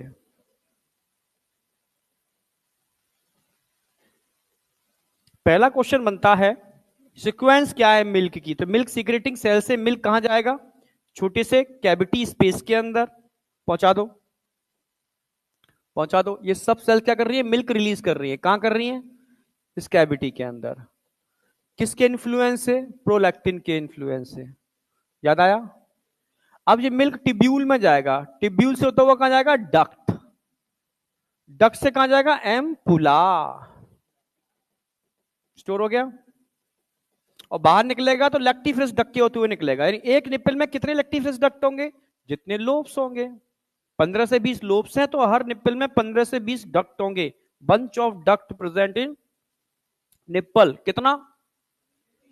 15 टू 20। समझ में आई या नहीं आई? क्लियर है? ये होता टॉपिक आगे पढ़ा नहीं पाते हैं। लेकिन ठीक है, इससे गले में थोड़ा सा राहत मिलेगी। अब कुछ मुझसे पूछ लो। एक क्वेश्चन अभी तक नीट ने पूछा नहीं है, पर मुझे लगता है वो पूछेगा, पूछना चाहिए उसको, कि मेमोरी ग्लैंड किन मसल्स के ऊपर होते हैं? Pectoralis major muscles. ये क्वेश्चन पूछना चाहिए। एक तो इंटरकोस्टल मसल्स होते हैं, उनकी बात नहीं कर रहा मैं। हम बात किसी कर रहे हैं? Pectoralis major muscles.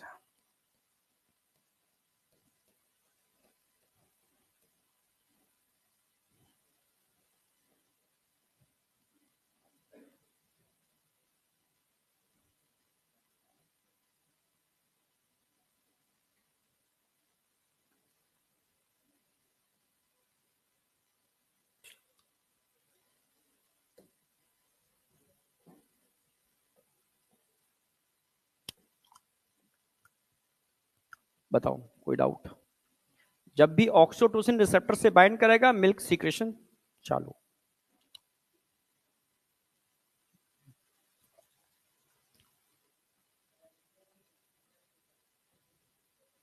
नहीं नहीं, स्ट्रेस रिसेप्टर का क्या काम है? कोई काम ही नहीं है।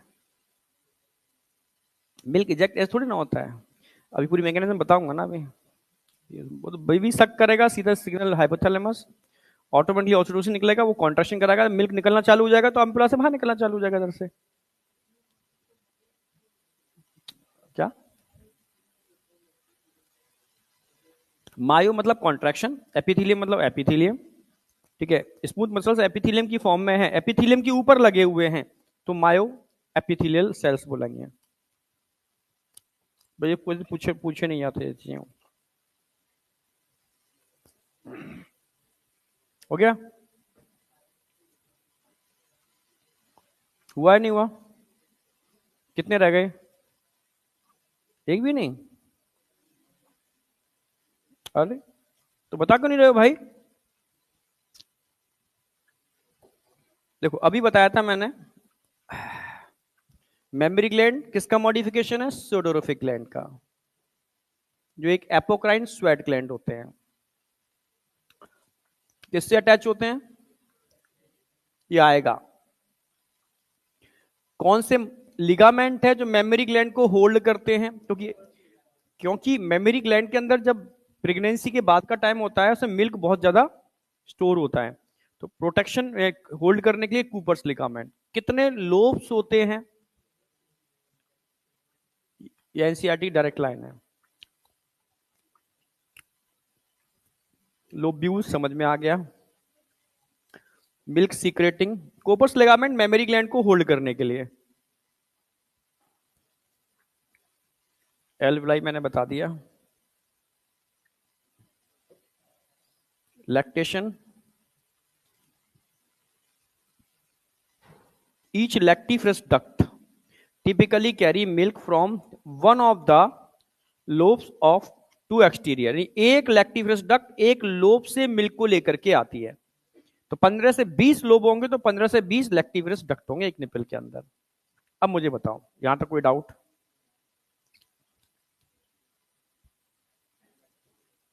लास्ट लैक्टेशन खा था। लैक्टेशन एक न्यूरो एंडोक्राइन मैकेनिज्म है। कैसी है?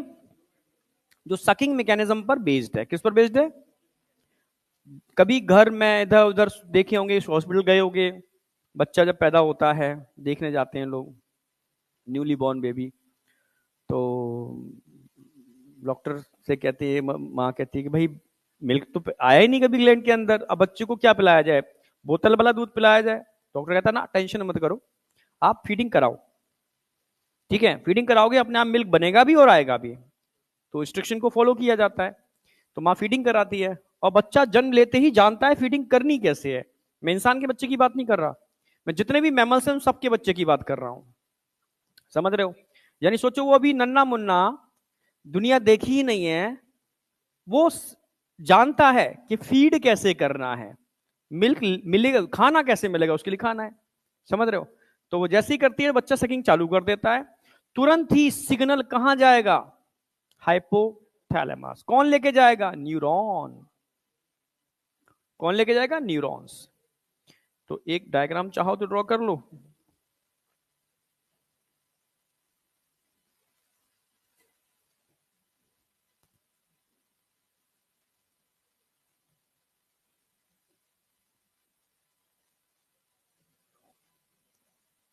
मान लो इसमें लैक्टिफरस डक्ट है,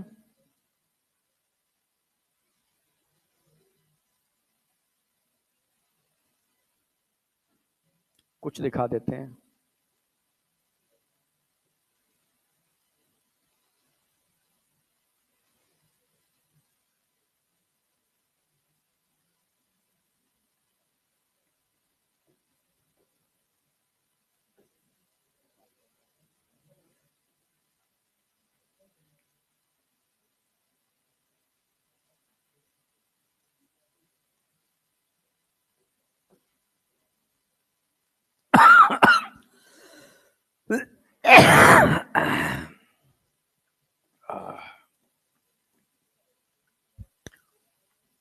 यहां कौन होगा? हाइपोथैलेमस।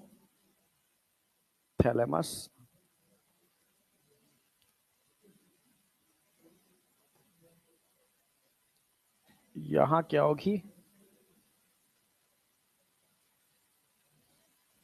Anterior posterior.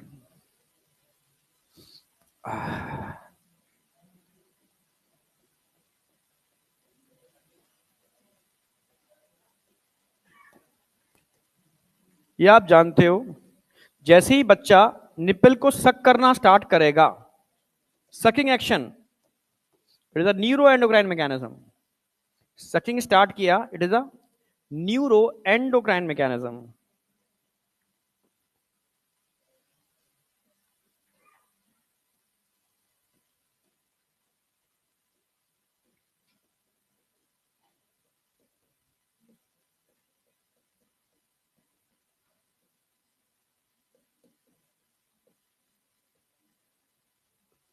सीधा निप्पल पर जो न्यूरॉन्स होते हैं सिग्नल कहां लेके जाएंगे? सीधे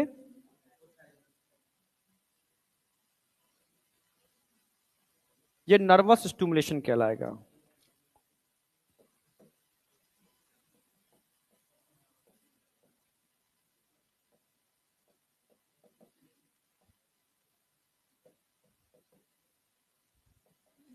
कोई डाउट? नर्वस स्टिमुलेशन कहलाएगा। और ये नर्वस स्टिमुलेशन इस हाइपोथैलेमस से कहेगा कि भाई प्रोलैक्टिन रिलीजिंग हार्मोन को निकालो, तो निकालेगा। ये किसको स्टिमुलेट करेगा? एंटीरियर पिट्यूटरी को। एंटीरियर पिट्यूटरी का क्या निकालेगी? PRL, prolactin. कोई डाउट? और पोस्टीरियर लोब से तो डायरेक्ट ही क्या निकलता है यहां से? ऑक्सीटोसिन। अब कौन सा स्टिमुलस मिलेगा यहां पर हमें? एंडोक्राइन स्टिमुलस, न्यूरल आ गया। अब प्रोलैक्टिन क्या काम करेगा? ये लैक्टोजेनिक हार्मोन है, इन मेमोरी ग्लैंड के अंदर मिल्क का फॉर्मेशन कराएगा। हाँ या ना? Formation of milk. यहां क्या होगा? Formation of milk. कोई डाउट? Formation of milk. अब फाइनली क्या होगा? किसकी बारी आई? ऑक्सीटोसिन। उसके रिसेप्टर्स होंगे यहां पर, ये अपने रिसेप्टर से बाइंड करेगा जाकर के। जैसे ही ऑक्सीटोसिन रिसेप्टर से बाइंड करेगा, जो मिल्क बना था इनके अंदर, अब वो बाहर निकलेगा। समझना मेरी बात? मिल्क बन गया, अब कॉन्ट्रैक्शन स्टार्ट, यानी इससे क्या होगा? Ejection of milk.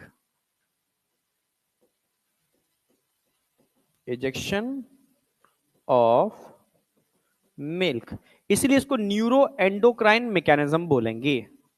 अब बताओ, कोई डाउट? खत्म। पूछना है तो पूछ लो। This is a neuro endocrine mechanism. Oxytocin हमारे अंदर होता है, नहीं होता?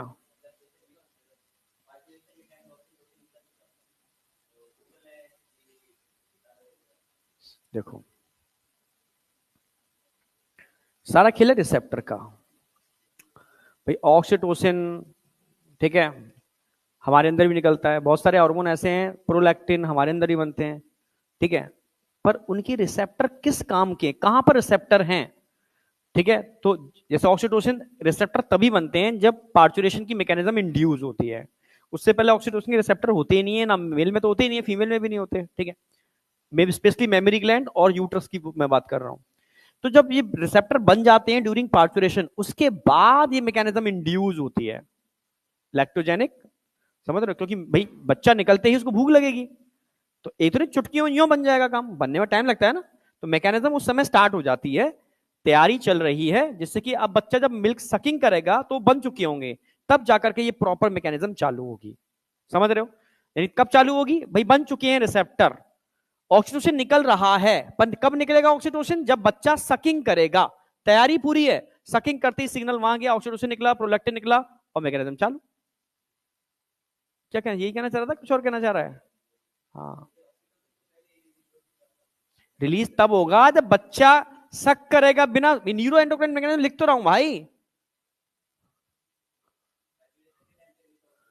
अरे वो ऑक्सीटोसिन यहां बाइंड ही नहीं करेगा ना।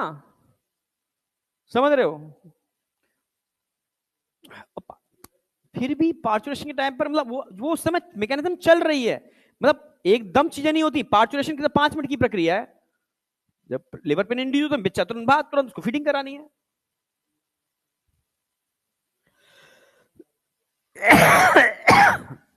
यहां तक कोई डाउट?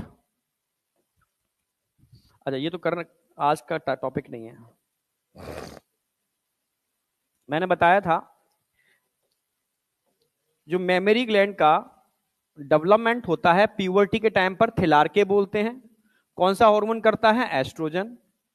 पर प्रेगनेंसी के टाइम की अगर मैं बात करूं, 3 हार्मोन काम करते हैं। एक तो प्रोजेस्टेरोन करता ही है, साथ में लैक्टोजेनिक हार्मोन कौन कौन से होते हैं? पीआरएल, प्रोलैक्टिन हार्मोन, और ह्यूमन प्लेसेंटल लैक्टोजन, ये मिलके भी यही काम करते हैं। ठीक है, जैसे अभी इसने पूछा तो मैंने बताया कि प्रोलैक्टिन का लेवल बढ़ रहा है पर वो काम नहीं करेगा क्योंकि प्रोजेस्टेरोन का लेवल बढ़ा हुआ होता है। प्रोजेस्टेरोन इनहिबिटरी इफेक्ट दिखाता है। जैसे पार्चुरेशन का टाइम आता है, प्रोजेस्टेरोन का लेवल जैसे नीचे गिरता है, इसका इनहिबिटरी इफेक्ट खत्म। Even through prolactin level increase as the pregnancy progress, बढ़ेगा वो भी, ठीक है। पर no milk secretion occur because, क्यों? क्योंकि प्रोजेस्टेरोन अपना इफेक्ट दिखा रहा होता है, इनहिबिट करता है इफेक्ट ऑफ प्रोलैक्टिन या अदर जितने भी हार्मोन होते हैं उनको, ठीक है। पर जैसे ही आफ्टर डिलीवरी प्रोजेस्टेरोन का लेवल कम होगा, तुरंत ही क्या हो जाएगा? इनहिबिटरी इफेक्ट यहां से क्या हो जाएगा? रिमूव हो जाएगा। समझ में आया? 2 हार्मोन तो सब जानते ही हैं, मिल्क सीक्रेटिंग हार्मोन और मिल्क इंजेक्शन हार्मोन। एक एंटीरियर पिट्यूटरी से निकल रहा है तो एक पोस्टीरियर से निकल रहा है। इसमें किसी को कोई डाउट है? तो अब मेरी बारी, ठीक है, कर दें स्टार्ट। 4 बच्चे चाहिए मुझे, फुल्ली सुना दें। आज का टारगेट हमारा फुल कंप्लीट हो चुका है।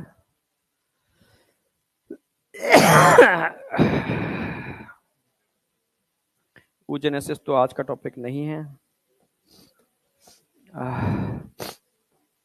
कुछ क्वेश्चन इसमें है, लगा लेना, है ना। अब आ जाओ, ये कंप्लीट था। कितना टाइम है ये बताओ पहले, तो उस हिसाब से मैं पूछूंगा। नहीं, 7-10 तो एक ही बात होती है, 15-20 अपना ही टाइम है। हाँ, मतलब मैं किस लेवल का पूछूंगा, तो पहले मैं इसमें से जो एक बार में मुझे सुना दे कौन है। हाँ, नहीं नहीं, बात पहले, अब 7 मिनट निकल पाएगा जो मुझसे, ऐसे मुझे पता है। हाँ ठीक है, हाँ। ए, कोई नहीं है, एक बार में मुझे सारे एग्जाम्पल बता दे शुरू से लास्ट तक कौन है। उधर है? नहीं, तू तो खैर सुना देगा। बहुत सारे हाथ उठे थे अभी, वो क्या 2 का था? नहीं, बहुत सारे उठे थे इन 2 के अलावा भी। चल स्टार्ट कर तू से। नहीं, जोर से चाहिए। 1 मिनट रुक, तेरी आवाज सुना। हाँ, उसकी सुनते हैं। हाँ ठीक है। नहीं, एक्चुअली मैं चाह रहा हूँ ये सुन लें सारे लोग। देखो, अपना पहला फाइलम बोलना, फाइलम पॉडीफेरा, स्काइफा। ठीक है, किसको बोलते हैं स्काइफा? साइकॉन। बाथ स्पंज किसको बोलते हैं? Euspongia. Fresh water sponge, Spongilla. ऐसे एक बार नॉन स्टॉप सुना देना है। अब तुम लोगों को सुनना है, फिर तुम में से कौन सुनाएगा? है? हाँ, एक ही है बस? 2, ठीक है। याद करके आइए आज। फिर बगल में ये, हाँ, बगल में याद है, ऐसे ही ये सुनाएगा यही वैसा। यस सर से काम नहीं चलेगा, पूछूंगा फिर मैं। चलो अभी पूछता हूँ, ठीक है। हाँ, अब सुन लो, एक बार सुन लो। नहीं याद है तो एक बार सुन लेना ध्यान से, और ब्रेन के अंदर उसकी मैपिंग करना। स्टार्ट। सिर्फ सीक्वेंस पॉलीफेरा से। हम्म। हम्म। हाँ। हाँ ठीक है।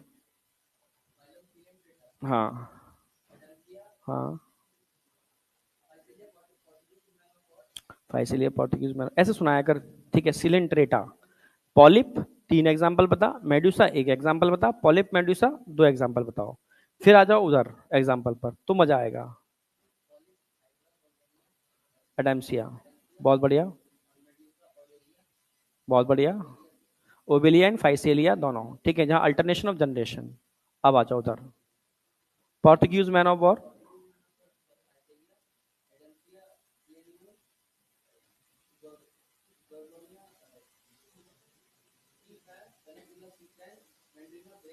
बहुत बढ़िया, बहुत बढ़िया, बहुत सही।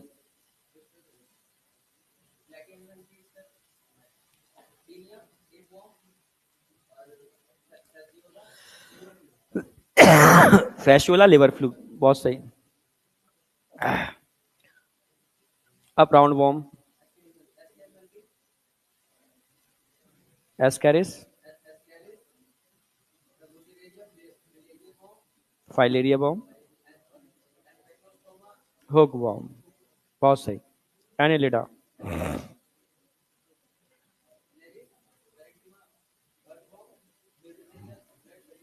रीच, बहुत सही। सबसे पहले इकोनॉमिकली इंपोर्टेंट। ये बाहर कैसे पहुंच गए सारे के सारे? अरे भाई अंदर आओ।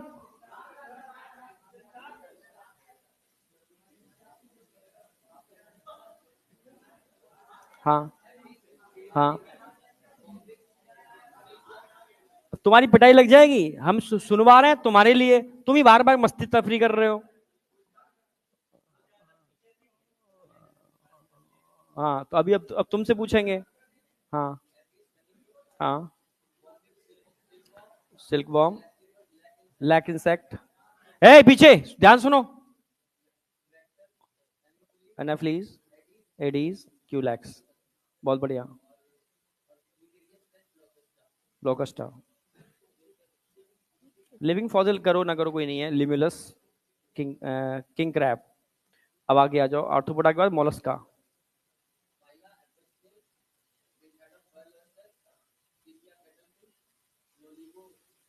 स्क्विड। बहुत बढ़िया, बहुत बढ़िया, बहुत सही। काइटोन, बहुत सही। अब आ जाओ इकाइनोडर्मेटा।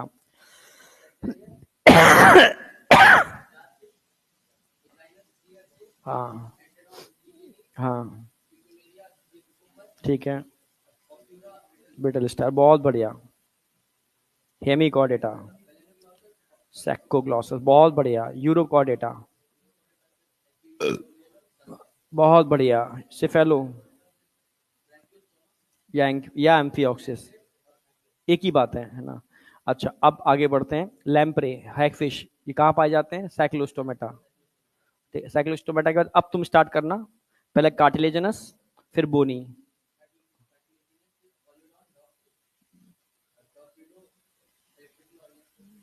बहुत सही।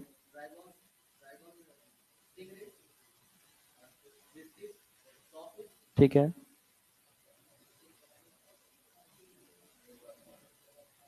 Great white shark.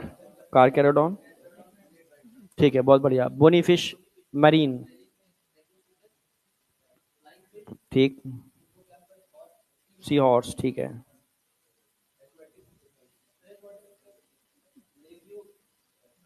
ठीक है। ठीक है। क्लैरियस। मांगूर, ठीक है। ठीक है। एंजल फिश, बहुत बढ़िया। अब आ जाओ एम्फीबिया। ब्यूफो। ठीक है। ठीक है। Tree frog. हाइला। ठीक है। बहुत बढ़िया, लिमलेस एम्फीबिया। अब आ जाओ, इसके बाद कहा जाएगा बर्ड्स, एव्स। क्या रह गया अभी? रेप्टाइल्स, सॉरी रेप्टाइल्स, हाँ। केलोन। टर्टल। टॉर्टोइस। बहुत बढ़िया। Garden lizard. Wall lizard. ठीक है। बहुत सही। ठीक है। बहुत बढ़िया। बर्ड्स। क्रो। ठीक है। ठीक है। ठीक है। ठीक है। सही। पेंगुइन, बहुत बढ़िया। मैमल्स में 4 ही सुना दे बस। ठीक है।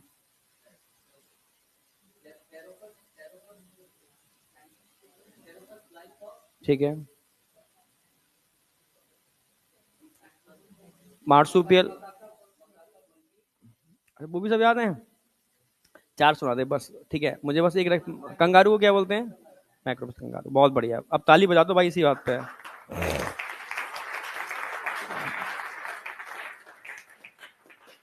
सेम ऐसे ही शुरुआत से। हाँ बिल्कुल बैट। यस।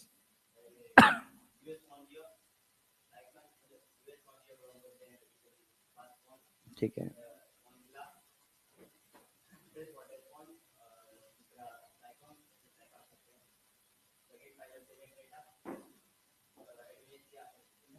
अडेम्सिया, कोई नहीं। तुम दांत फाड़ते हो, तुमसे पूछूंगा तुम बता नहीं पाओगे कुछ भी।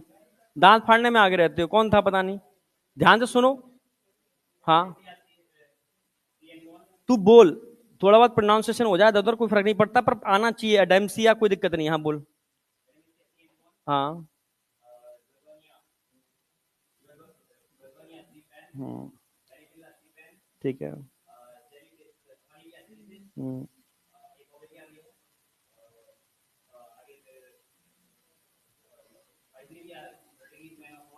ठीक है।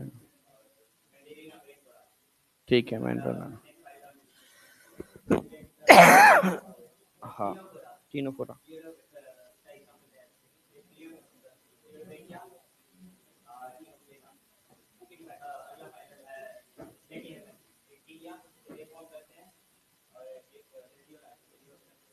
कैशुला हेपेटिका, ठीक है। राउंड वॉर्म,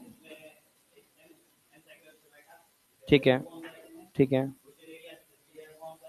ठीक है। ठीक है।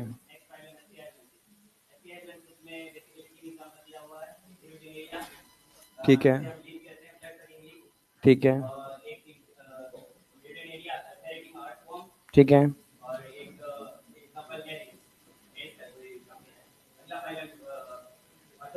आर्थ्रोपोडा, इकोनॉमिकली इंपोर्टेंट, बहुत हनी, ठीक है। आगे, क्यूलैक्स, ठीक है। आगे, ठीक है। ग्रेगेरियस,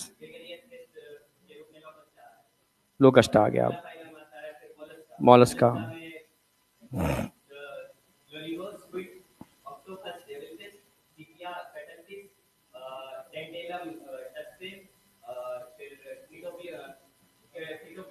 काइटोन,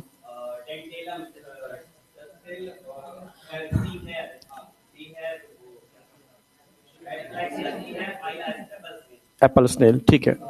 गायोडर्मेटा,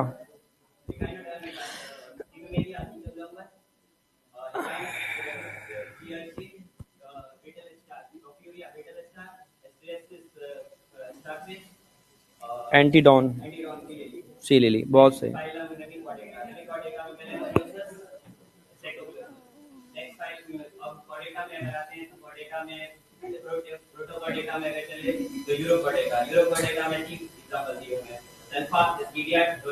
बहुत सही। बहुत बढ़िया।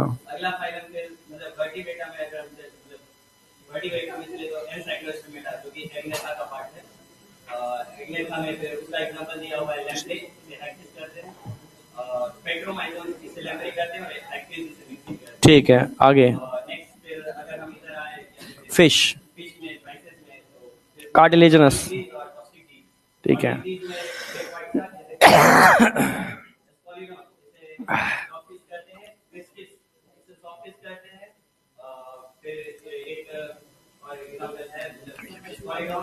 हम्म, हाँ।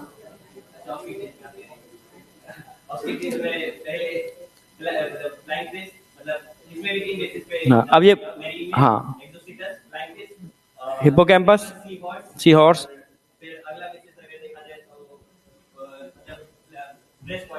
हम्म, हाँ, catla, catla, aquarium, aquarium, angel fish, बिल्कुल सही।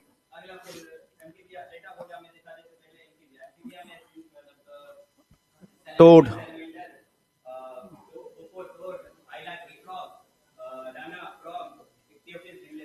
बहुत सही।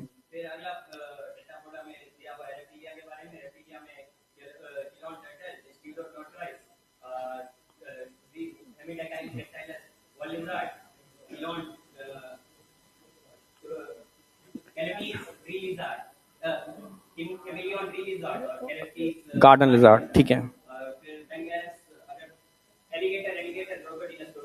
ठीक है,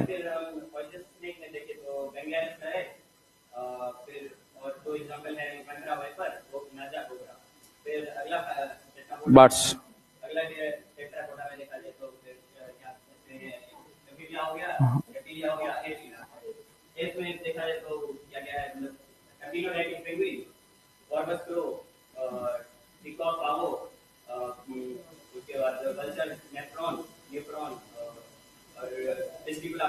सीताकुला, हाँ, पैरट, ठीक है, मैमल्स, 4 बता दो बस, ठीक है,